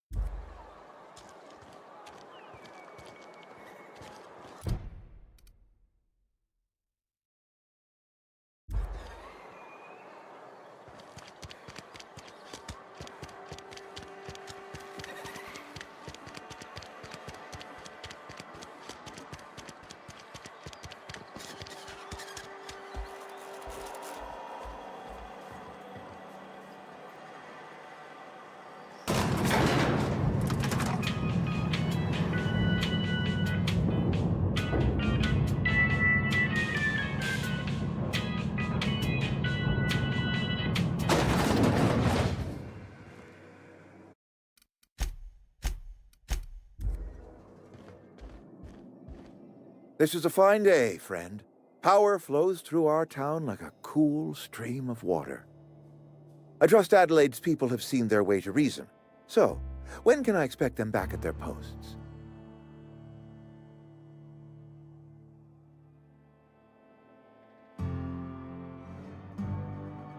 Then we are at an impasse. Stewardship over this town has been entrusted to me by Spacer's Choice. I am not perfect.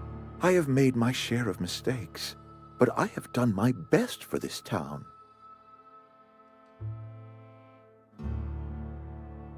I am a Spacer's Choice man. My father was a Spacer's Choice man.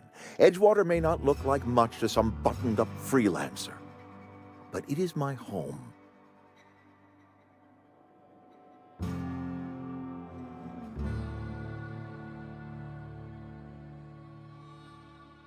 I don't believe you. Plague's a reality of life. Best treatment is a good work ethic.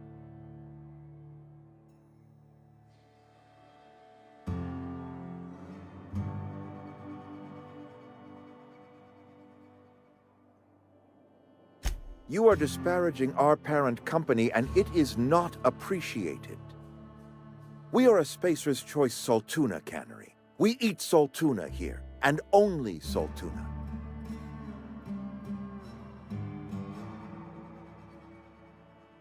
I don't understand.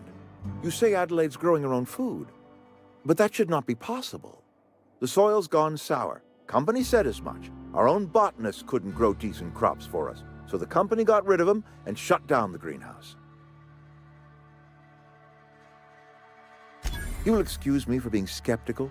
How exactly is Adelaide growing crops in barren soil?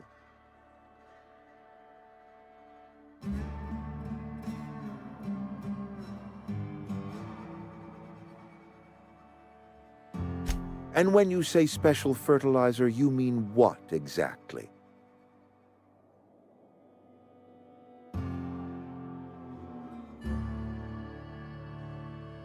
Adelaide has been using dead bodies in her fertilizer? That's...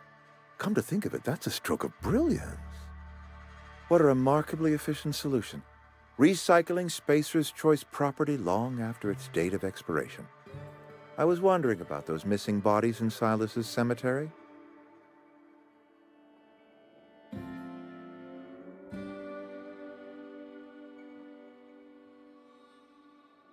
You're right, I am being obstinate. If the best thing I can do for this town is to stand down, then stand down I shall. If Adelaide's found a way to feed her people and cure the plague, then she deserves this office more than I do. I won't stand in her way. My life here is ended.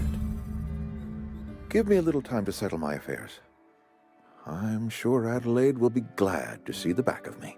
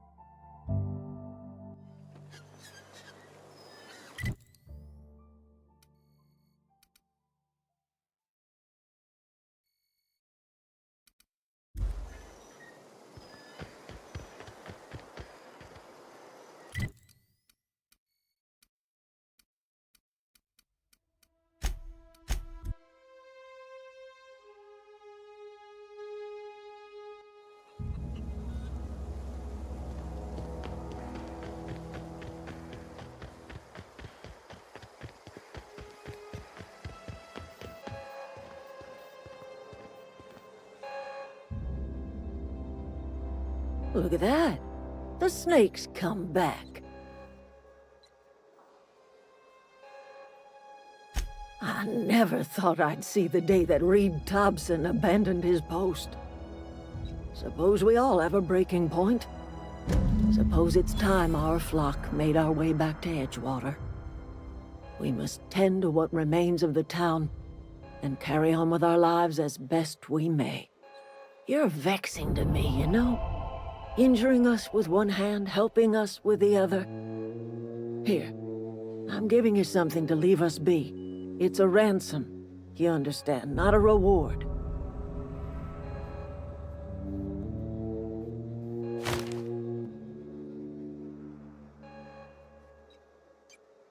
You telling me you did all this just to put me in charge of Edgewater? Stranger, you are some kind of twisted. I might turn that old cannery into a garden. Got ourselves a whole cemetery bursting with bodies. I need some time to gather my personals. Long walk back to Edgewater. Got a considerable burden to carry.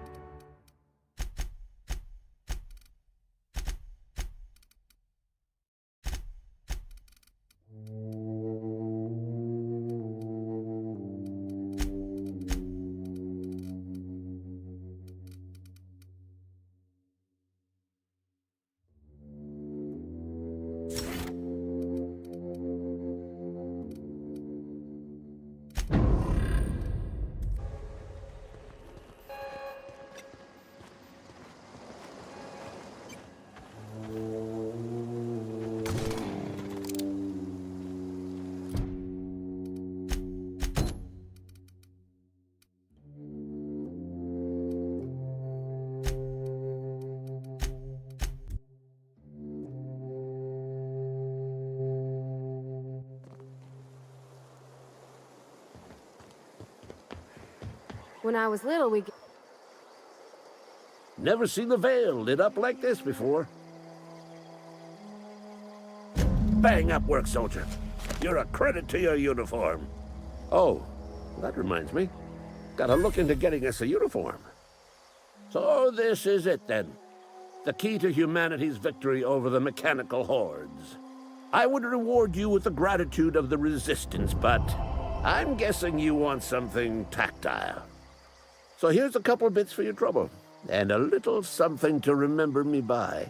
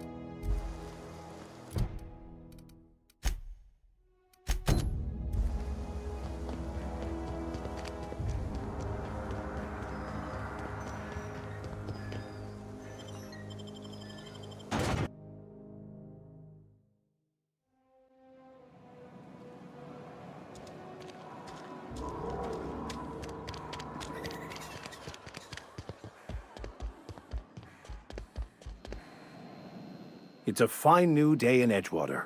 The cannery hums, streetlights and faces glow. I suppose this means the two of you were able to sort out the matter?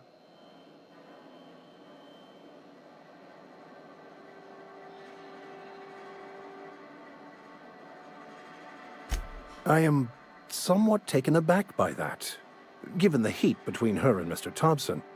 What deal did you strike with her, I wonder?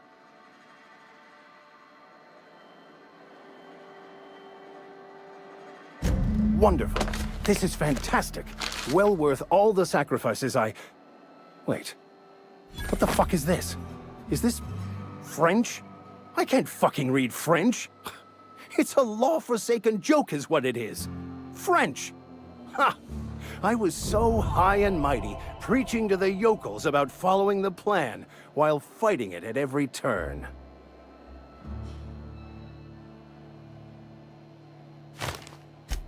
Well, yes.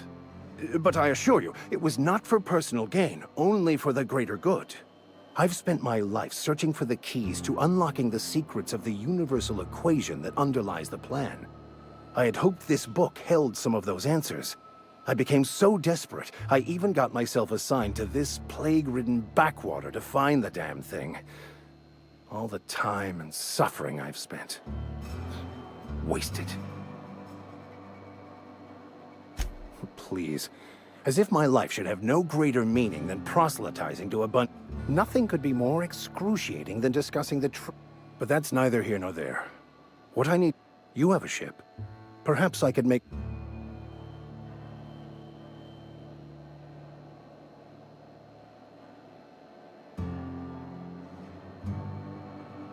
Certainly. I already gave you most of my money, but I can offer you free spiritual counseling, and I'd be happy to...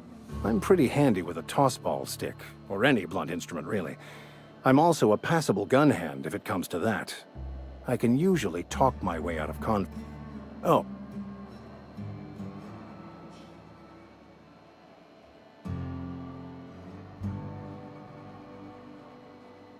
Fantastic. Edgewater's gonna miss you. Folk here always had good things to say about their vicar. Thank you, Ms. Holcomb. I'll be glad for the change of scenery, and to leave this place behind. It is my esteemed pleasure to serve as your crew vicar, Captain.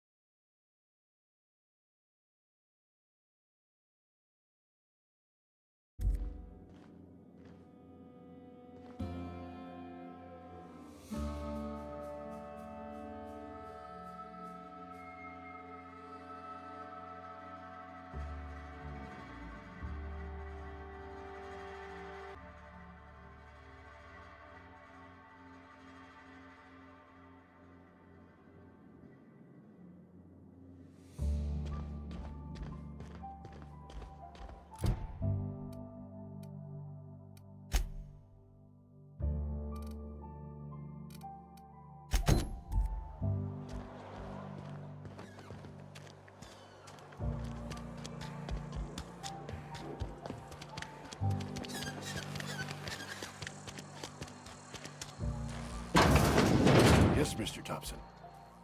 Whoa, did Mr. Thompson send you? Well, you tell Mr. Thompson I'll be right at my post. Tomorrow. Bright and early tomorrow. Because I'm definitely not plagued. As spry as a spring chicken. That's old Abernathy.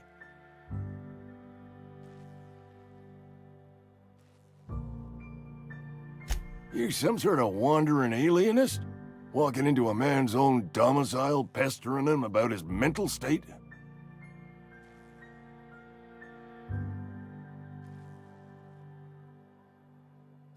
What? No. I mean, I might be.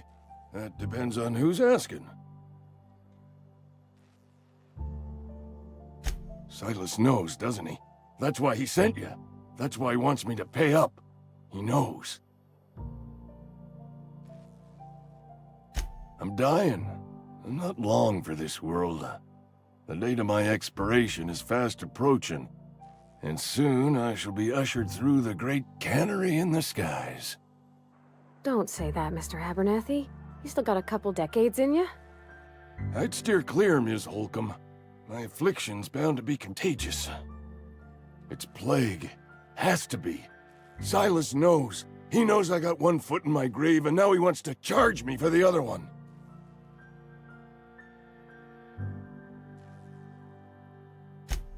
You are? Oh, wow. First time anyone's ever told me that. I'll pay your fees. I don't want any trouble from Silas. But if you could see your way to freelancing for me, I could really use the help.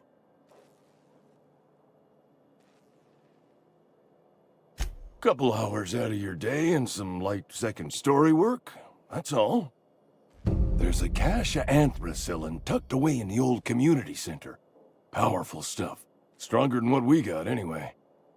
I need you to break in, nab that medicine, and bring it back to me. You oblige me with your haste. I think I feel the plague spreading. Oh, law, it's in my spleen now. I can feel it.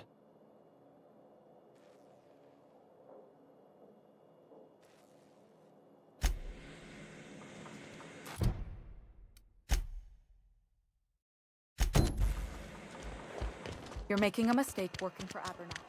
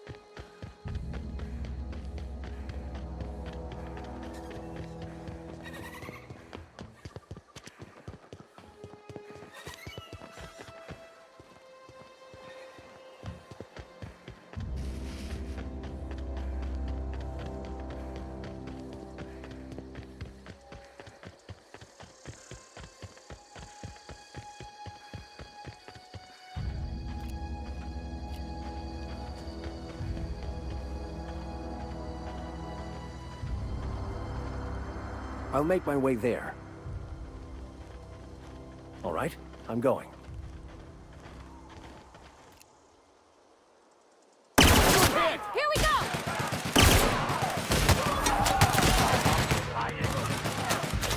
Come on. Down!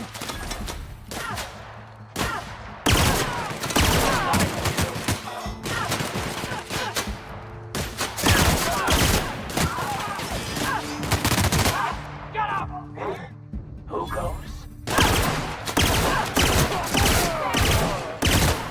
That's the last of them.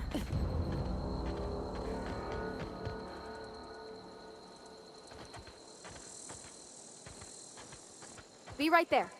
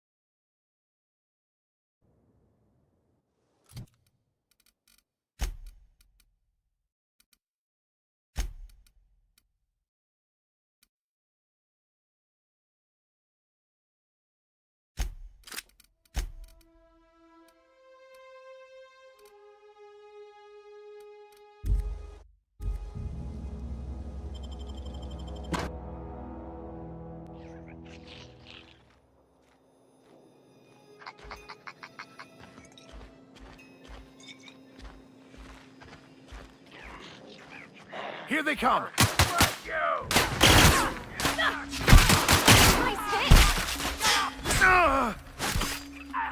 That's the last of them.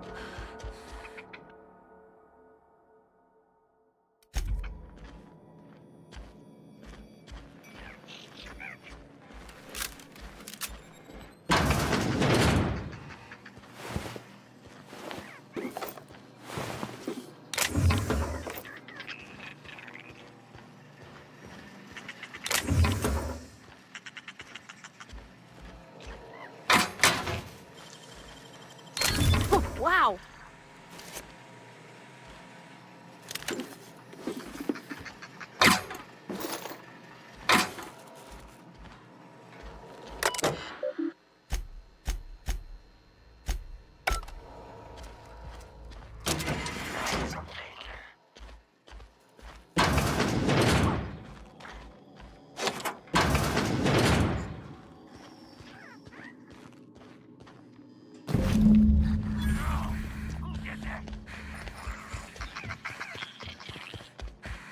Here they come!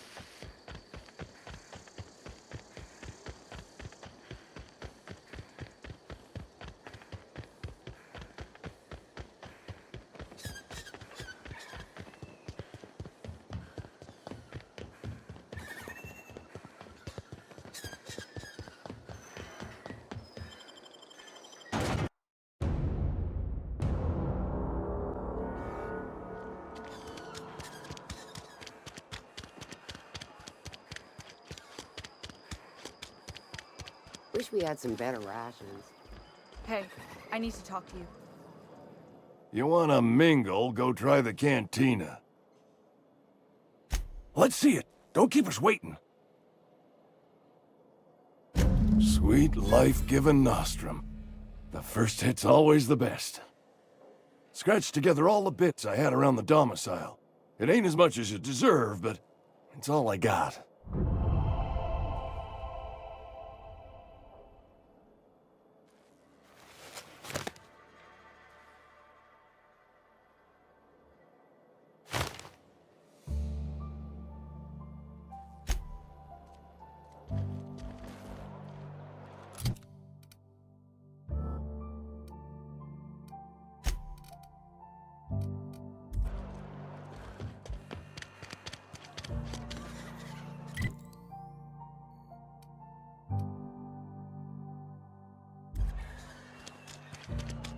I hear Reed's leaving town.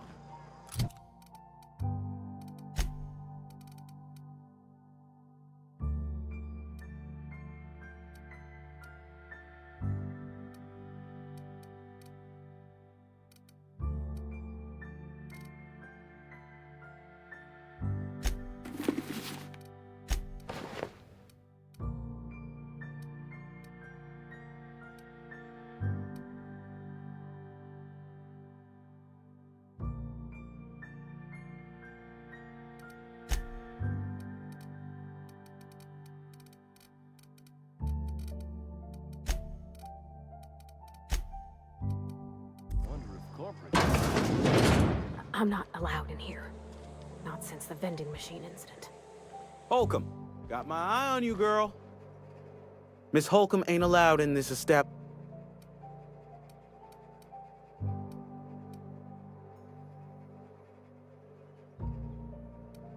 See that you do. I won't touch anything while we're in here, Mr.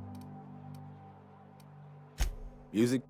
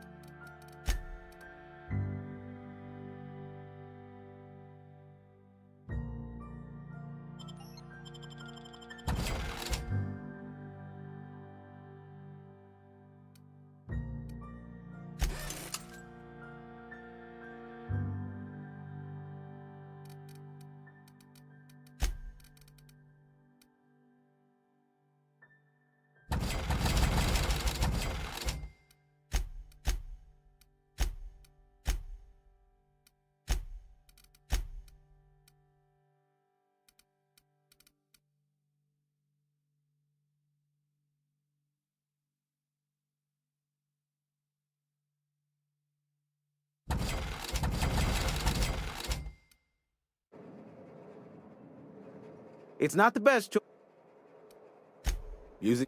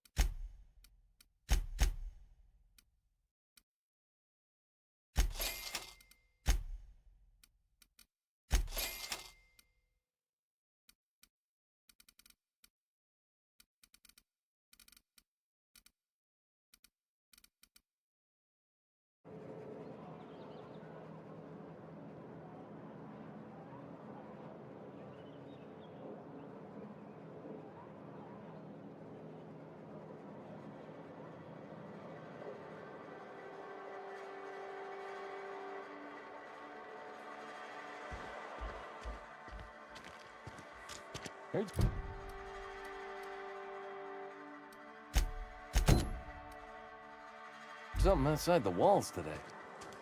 Nothing for us outside those walls. Oh, I cut my own hair. But Merciful law. Is that a marauder's outfit? I don't want you wandering into my shop wearing something you've lifted off a corpse. Please don't touch anything. Your hands are probably crawling with germs. Physical hygiene recapitulates moral hygiene. Cleanliness is next to lawfulness. So everyone says, until someone forgets to cough into their elbow, and then we're all dying of plague. I'm Conrad. You will report to me if your hair fails to meet Spacer's Choice aesthetic standards. You will also report to me in the event of your death, whereupon I will clean and prepare your remains for interment. Ah, gravesite fees. Silas and I had talked about this at length. I thought I'd made it clear my pecuniary situation precludes the necessary restitutions. As broke as pie crust, friend. Bidless, indigent, destitute. I simply cannot afford it. I am a blemish on the prosperity of our fair settlement. When I expire, I expect Silas to toss my body into a ditch.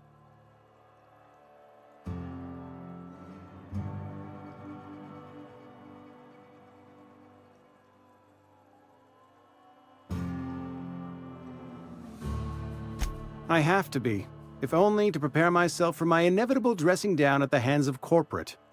Tell Silas I can't afford to pay, and that I fully expect to have my medical rights revoked for this dereliction. With my apologies.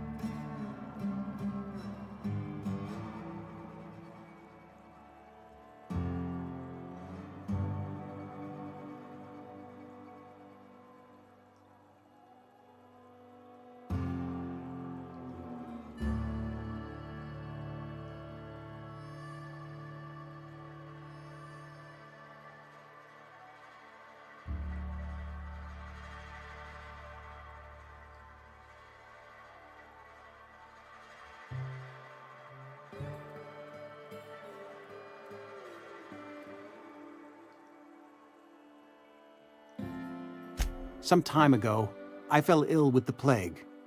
By the grace of the law, and through my own hard work, I'd proven worthy of treatment. Frankly, I don't imagine I'll earn that right a second time. The barber work hasn't been profitable, you see.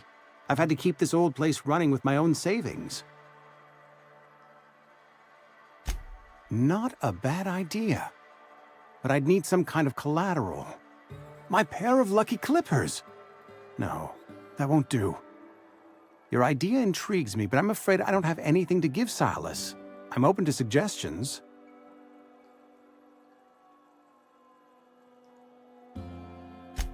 Much obliged.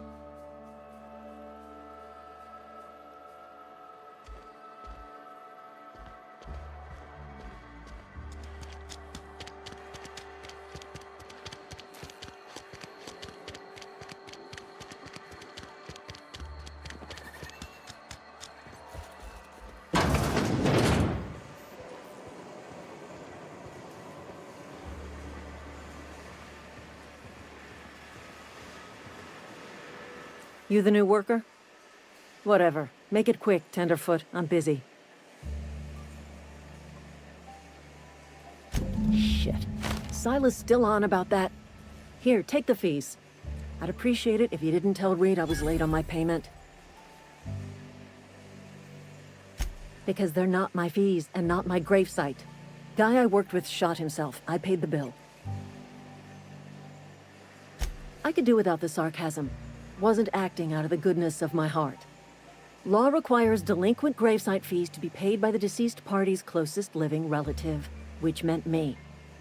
Shame, though. Eugene was a good worker.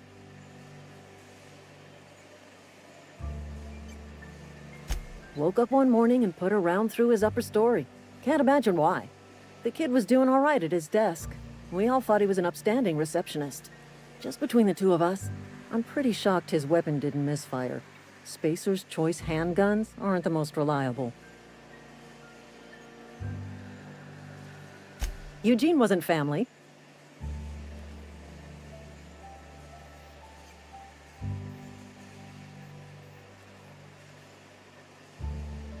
Yeah, I was the closest living person relative to his body at time of death. I'm the one who found him, you see, so I pay the fines. Suicide's a crime. The legal term is irreparable damage to company property. What Eugene did to himself was vandalism.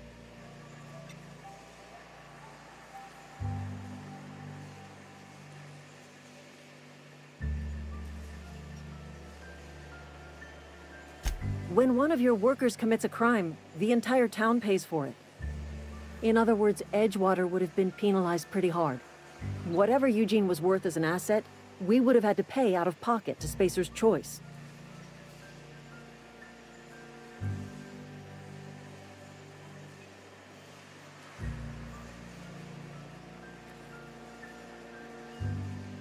Well, excuse you. I'll have you know Eugene was an asset to us all. May his atoms be commended to the law. All I know is Silas asked me for Eugene's gravesite fees, which means he was approved for burial, which means his papers went through, which means the town's in the clear. I'm just glad to put this whole ugly affair behind me. Eugene can rest his bones in peace, and the rest of us can get on with our own lives.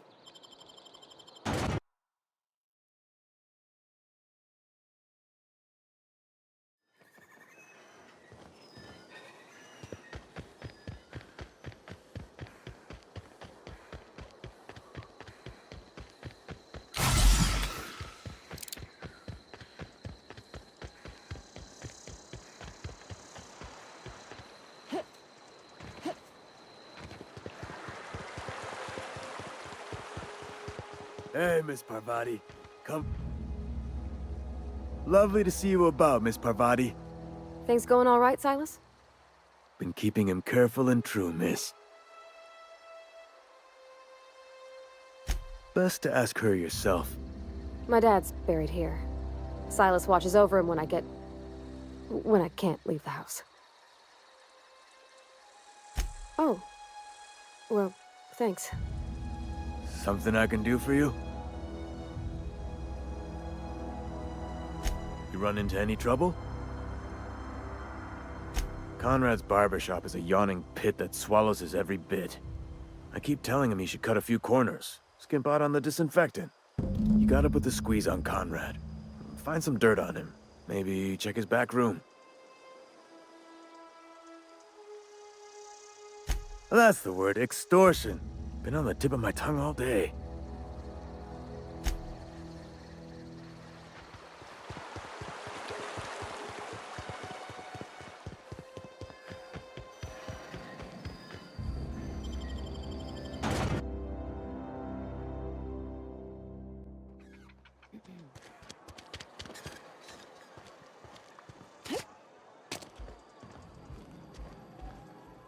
What can I do for you?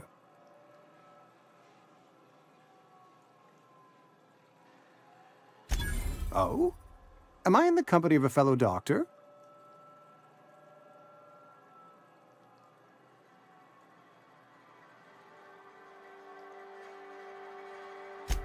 I am a Spacer's Choice certified surgeon, and if you must know, I can stitch a severed thumb with a 58% chance of avoiding gangrene. Go ahead. Edgewater has been good to me. I consider myself privileged to work here. I am never wanting for work, not since the plague started. The plague's come at us with a vengeance this year. Lost 6 workers in as many months. I wouldn't call them good workers, mind you. If they were any good, they'd have been treated. Still, it is a shame. Fever, chills, fatigue, aching, vomiting, an excess of phlegm, a tendency towards belly aching.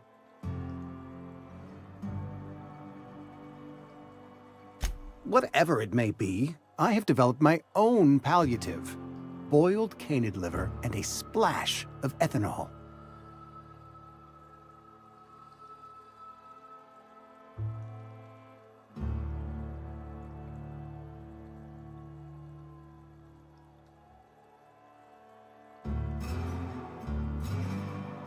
Company policy, friend.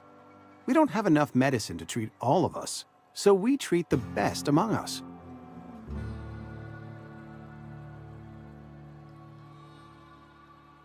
Mr. Thompson's brainchild. Have you met him yet?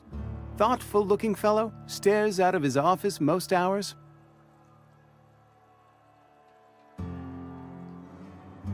Edgewater has been good to...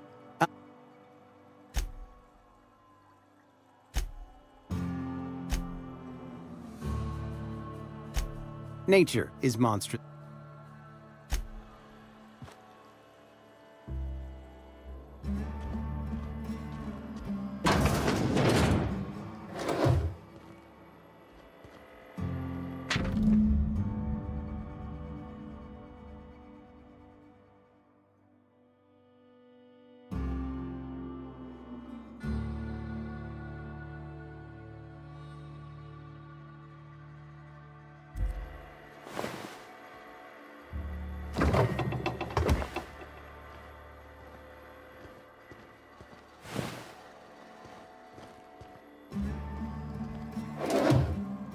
What can I do for you?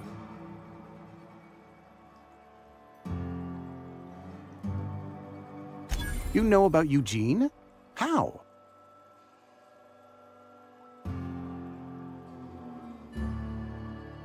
Then, you know Phyllis suggested selling off Eugene's gold teeth.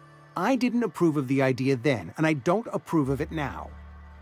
Eugene's golden teeth were a family heirloom, representing 3 generations of poor dental hygiene. He took them to his grave.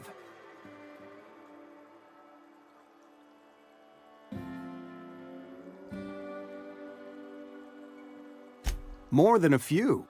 Those teeth were his personal savings. I can't ask Silas to dig up a man's body and pry a few teeth loose from his jaw just to pay my bills. Can I? Are you asking rhetorically? Because if you're being serious... Ugh, gross. Desperate measures, Miss Holcomb. Desperate measures. I'm going to have to ask Silas to dig up those teeth. It's the only way I'm paying my gravesite fees. I'm sure that I have no other choice. Here you are. Gravesite papers affixed with my signature and an IOU. Eugene was not a suicide. He put a bullet in his brain, yes, but that's largely a technicality. I was the one who prepared Eugene's body for interment. I discovered symptoms of the plague on his corpse, and I discovered medicine in his pocket. Lots of medicine. Eugene overdosed on adrenatime, which is known to cause psychosis and paranoia as possible side effects. The paranoia drove him to take his own life.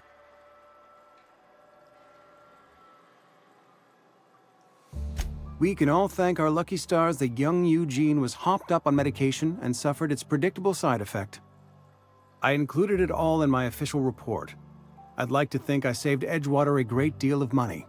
We never could have paid the fines associated with a suicide.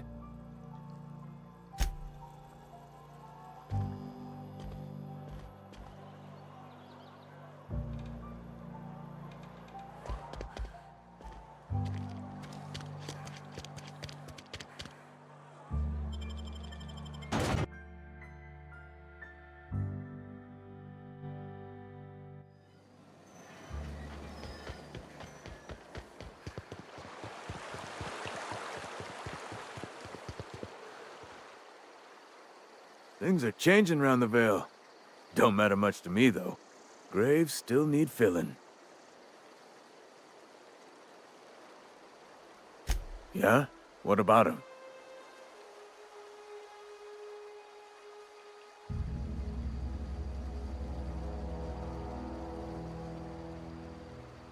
Yeah. Funny thing, Eugene's body ain't where it's supposed to be. The night we was supposed to commend his body to the earth, I had his grave all dug up and ready, right? And so I thought, I'll just rest my eyes a bit. When I woke up, his body was gone. Spirited away, vanished. The footprints nearby suggested that Eugene was stolen by marauders. Or he rose from the dead.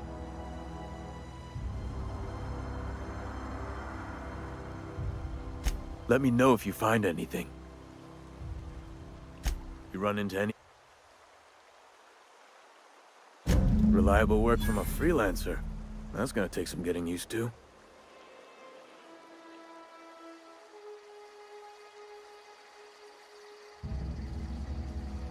Abernathy was sick? With the plague? That's disgusting. I shook hands with the guy.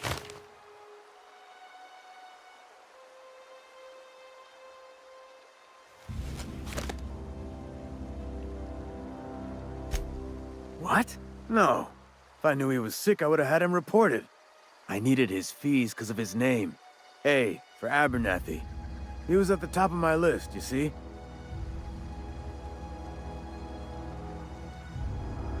And I'll buy you a drink sometime. Oh, suppose you've earned it. One good turn deserves another. Yeah.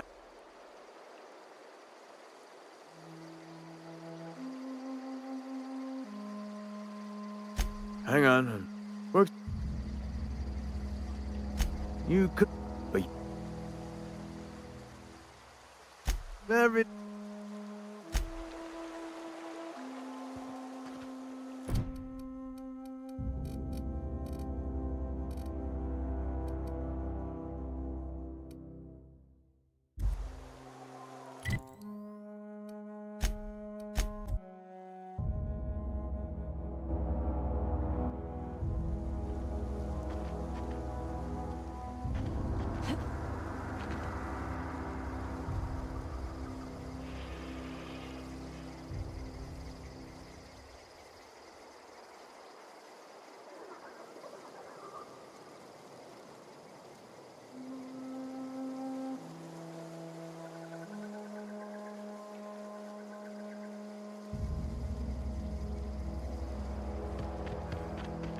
Is this your ship? Oh my stars, she is just so handsome. Does she have a name yet? What's her drive model? Oh, gosh. Listen to me babbling. When I was in Edgewater, I dreamed of flying on a real ship, working on a real engine, belonging to a proper crew. I'm the only decent mechanic Edgewater's got, but every time I think of going back, I get this sinking feeling.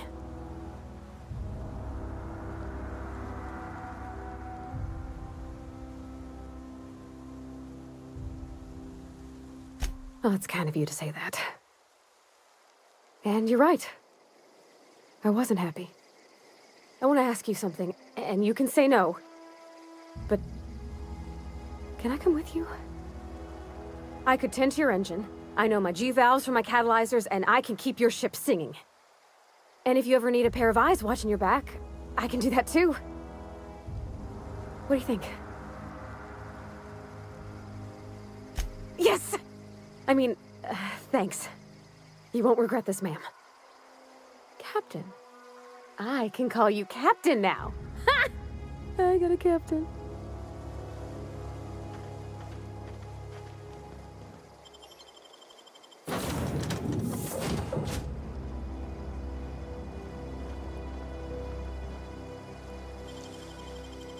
You'll have to show me how to do that.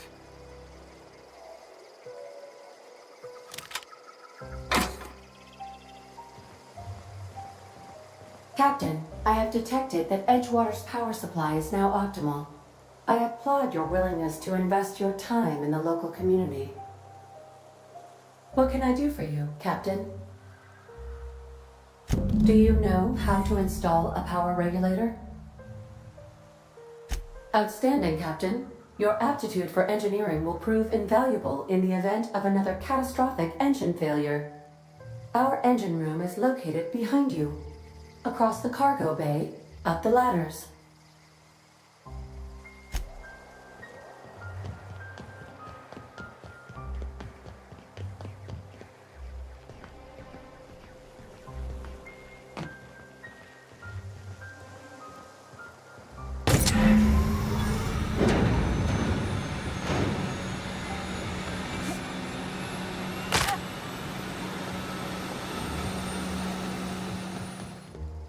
What can I do for you, Captain? All systems are operating within acceptable parameters. I am prepared to bring the unreliable into low-altitude orbit. This should prove an adequate test of our flight capabilities.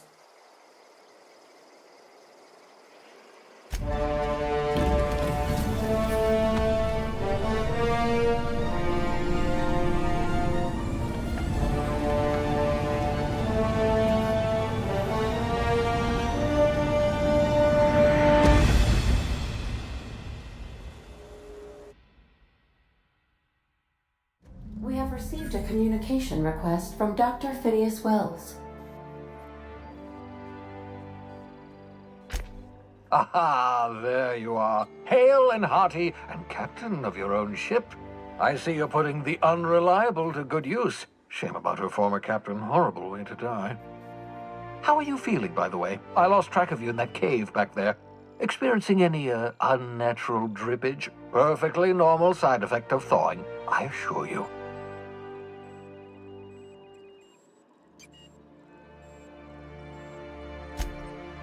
Oh, that, yes, that's probably permanent. I wouldn't worry about it, though. I'm sure you're fine. What you saw in Emerald Vale is happening all across the colony. Food shortages, lack of supplies, and basic necessities. We're dying. The chairman, the minister, and all their lackeys on the board are to blame. The Hope has some of the brightest minds Earth ever sent us. If we can revive the Hope's colonists, they can help us undo the board's mistakes. They can help us set things right. You need to get to Stellar Bay on Monarch. I have contacts there. They'll help me, help us, find the chemicals to revive your fellow colonists. Gladys Culkelly, lovely woman, runs a cozy little black marketing outfit on the Groundbreaker. She can get you a nav key to land on Stellar Bay.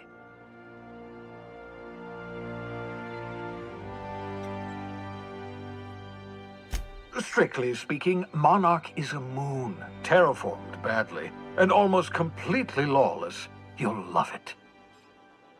Captains don't fly their own ships, you see. Your navigation terminal handles the, navigation.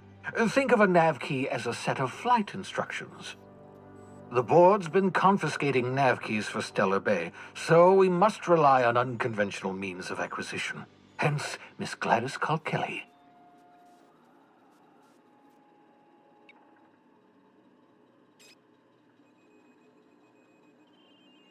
Excellent. I'll send her a wireless. Let her know you're coming. By the way, I gave Captain Hawthorne a disguise apparatus of my own design, cutting-edge technology years ahead of its time. I call it the holographic shroud. I'm sure it will prove remarkably useful to you. You'll find it in the captain's quarters. Marvelous device. I'm quite proud of myself. The shroud changes the user's appearance to mimic that of another. It has limits. First-generation technology, you see, but promising. Exciting to see it in use at last. Very simply, the holographic shroud uses biometric information contained on standard identity cartridges to generate a holographic projection around you. Only stands up to a casual scrutiny. Use it too long, bound to flicker, blur, something like that. Movement makes it more likely. Best used in moderation. When you see guards in your path you can't sneak past, for example. Maintain your distance. Act normal. No running, no jumping. Don't draw their attention. If they pay attention, they're more likely to notice flaws in the hologram.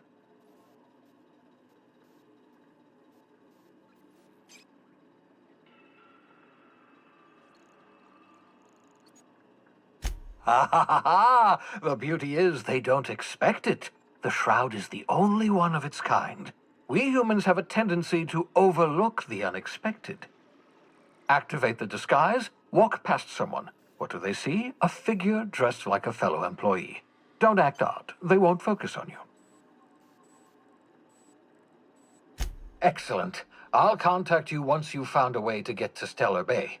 If you have any questions, come see me in my lab. And remember, don't trust the board. They'll try to win you over with promises of wealth and power, but it's a lie. The board's only interested in filling their own pockets. If we don't put a stop to them, they're going to run this colony to the ground. Transmission ended. If you are ready to depart, please select a destination on your navigation terminal.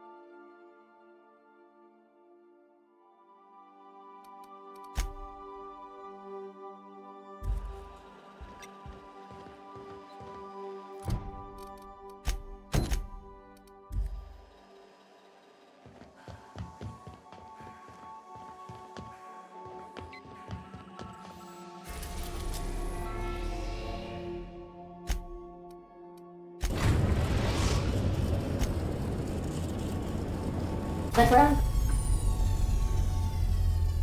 breaker has approved our request for docking, Captain. You're free to disembark.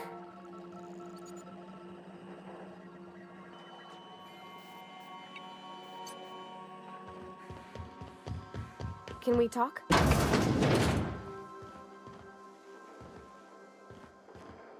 This is my favorite room. It's so spacious.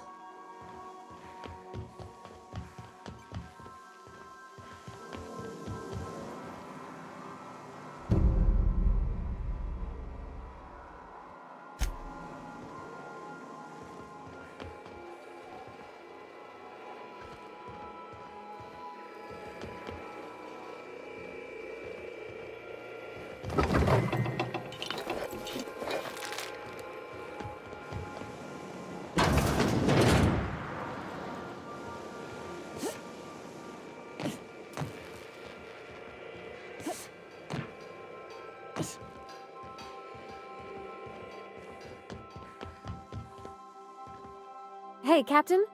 I heard that Groundbreaker's got a real good engineer. A lady named Junlei Tennyson?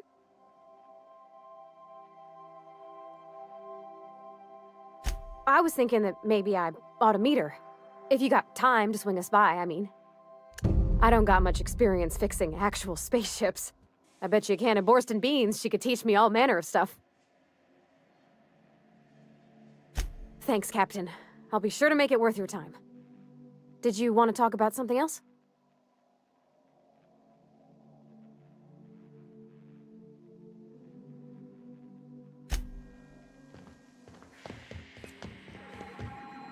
Welcome back, Captain.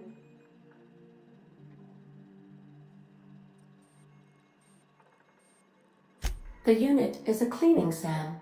Hawthorne brought it on board some cycles ago, I'm sure with the intent to modify it, but I've never seen it up and running. Alex likely recorded progress notes detailing his efforts to modify SAM. If you check the terminal in your captain's quarters, we may be able to determine what work remains in order for SAM to properly operate.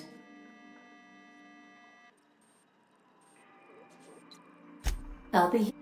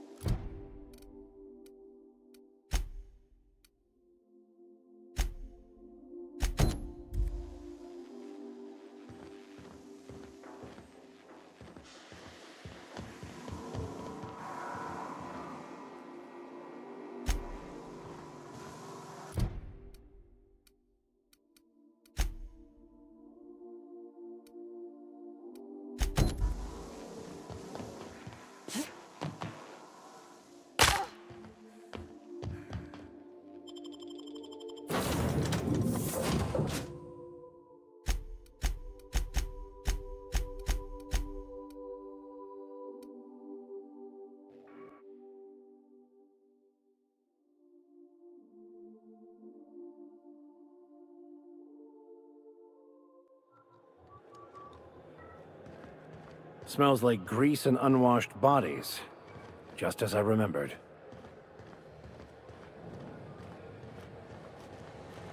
That's not the point. This halfwit just knocked out one of my workers. Yeah, with a toss ball stick. I heard you the first time.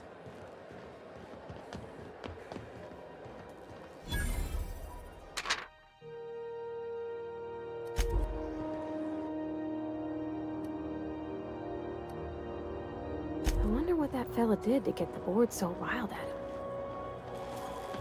Customs and inspection, right this way. Identification, please.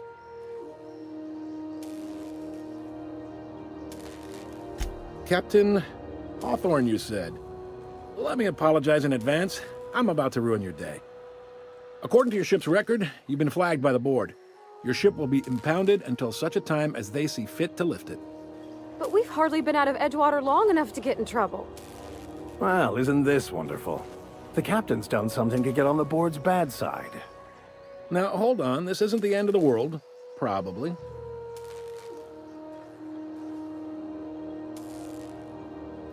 You'll want to take it up with Udom Bedford, our board representative here on Groundbreaker.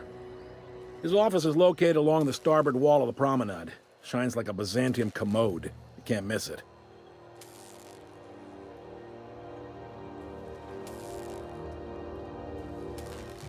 Just the opposite. The board knows we don't take kindly to their interfering in our operations here. Surely this must be some sort of mix-up. They must have a real big bee in their bonnets, then. Everyone knows you don't trifle with Groundbreaker if you want to get your goods on time. If I had to take a guess as to why, you probably riled up the wrong petty board bureaucrat. A man named Udom Bedford.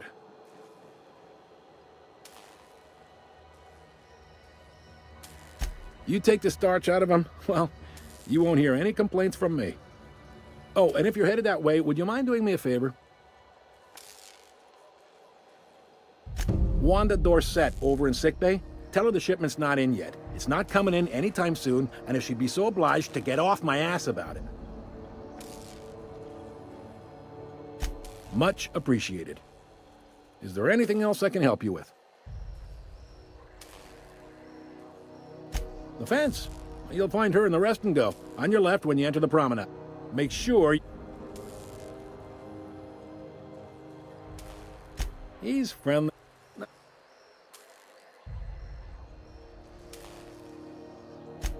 They... Oh... Sounds like, yeah. But for... They... The book... The book... Yep. Ground... See? Sure thing. Be...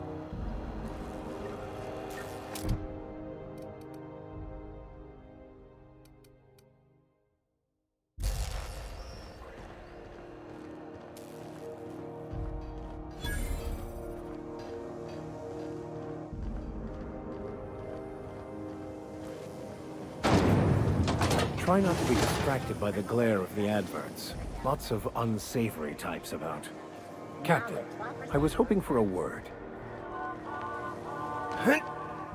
Captain, if I could trouble you for a moment of your time, while we're on the Groundbreaker, I may have an idea for how we could find a translator.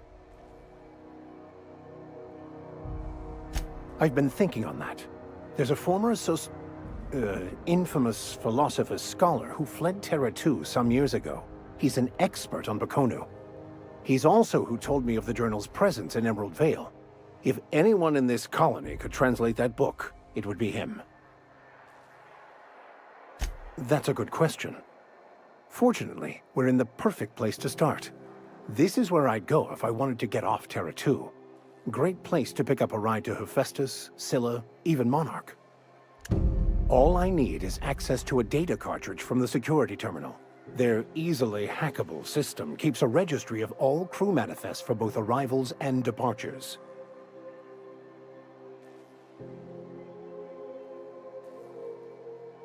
I'll comb the last 6 months of departure manifests to track the Philosophist's off-world destination.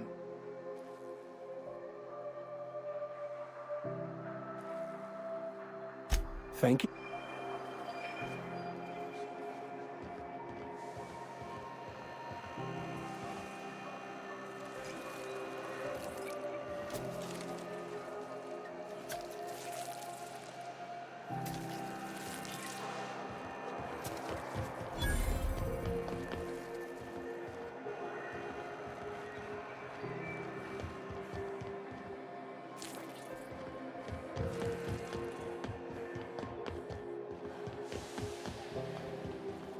Go back to Byzantium, you gold-plated bastards. Have you seen this man? Reward offers for information leading to the capture of noted terrorist Phineas Wells. Report any sightings to your local board embassy.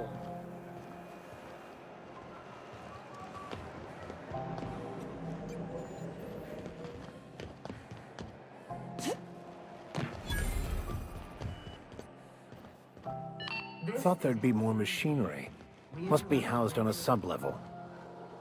Junlei Tennyson. I'm captain around here, but chief to my friends. Hope you don't mind the formal introduction.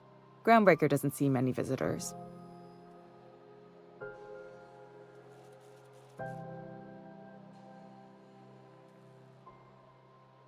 I heard we had someone in impound. Wish I could help. I gave the bureaucrats a motive authority over freight traffic, and it rankles them good when I challenge it. Just so we understand each other, I'm the final word on the ship. The Mardits, the crew, the engineers, their family. I hope there won't be any problems while you're visiting.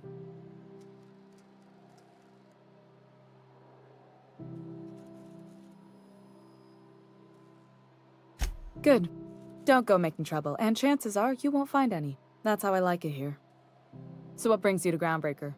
I'm curious, even though 9 times out of 10 the answer's just passing through.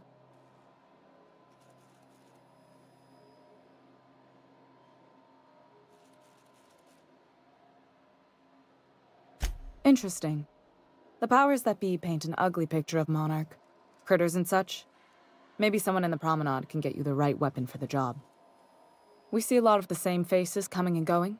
Most of them board spies and corporate sprats. Makes it hard to trust outsiders. You seem different, so welcome aboard. What? I didn't think you just...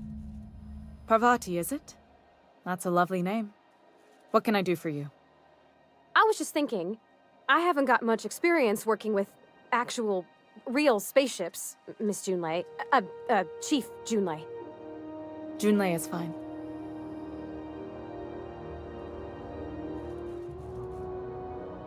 Force of habit, I guess. Okay. Since you run a whole space station, I was wondering if... Well, maybe you could teach me some things. I could message you later, maybe? I'd be happy to make the time, Parvati. You can ask me anything. Right. In person. Sure thing, Captain. Wow, great. I'll do that then. Messages. Later. Oh, your name's pretty too. I should have said... Sorry. I like it. Honest. Sorry.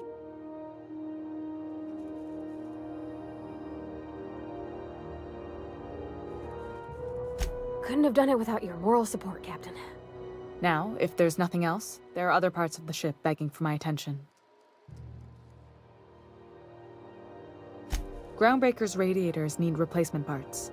They're dumping superheated air into my ship.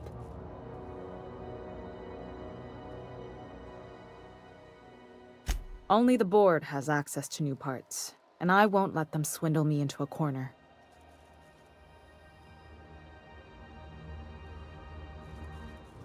They want us to sweat, thinking that'll soften me up for a bad faith deal. If you'll excuse me, they can go fuck themselves. The board isn't helping and my resources are spread thin. If I don't get those radiators back online, Groundbreaker, everyone on board, will be cooked alive.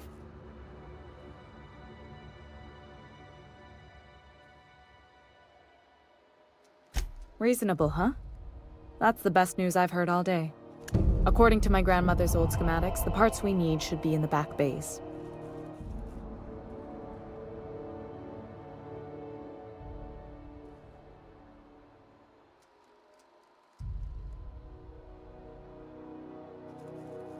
Hold on. There's something you should know before you go charging off. The back bays are on a lower deck, long abandoned and a haven for miscreants now.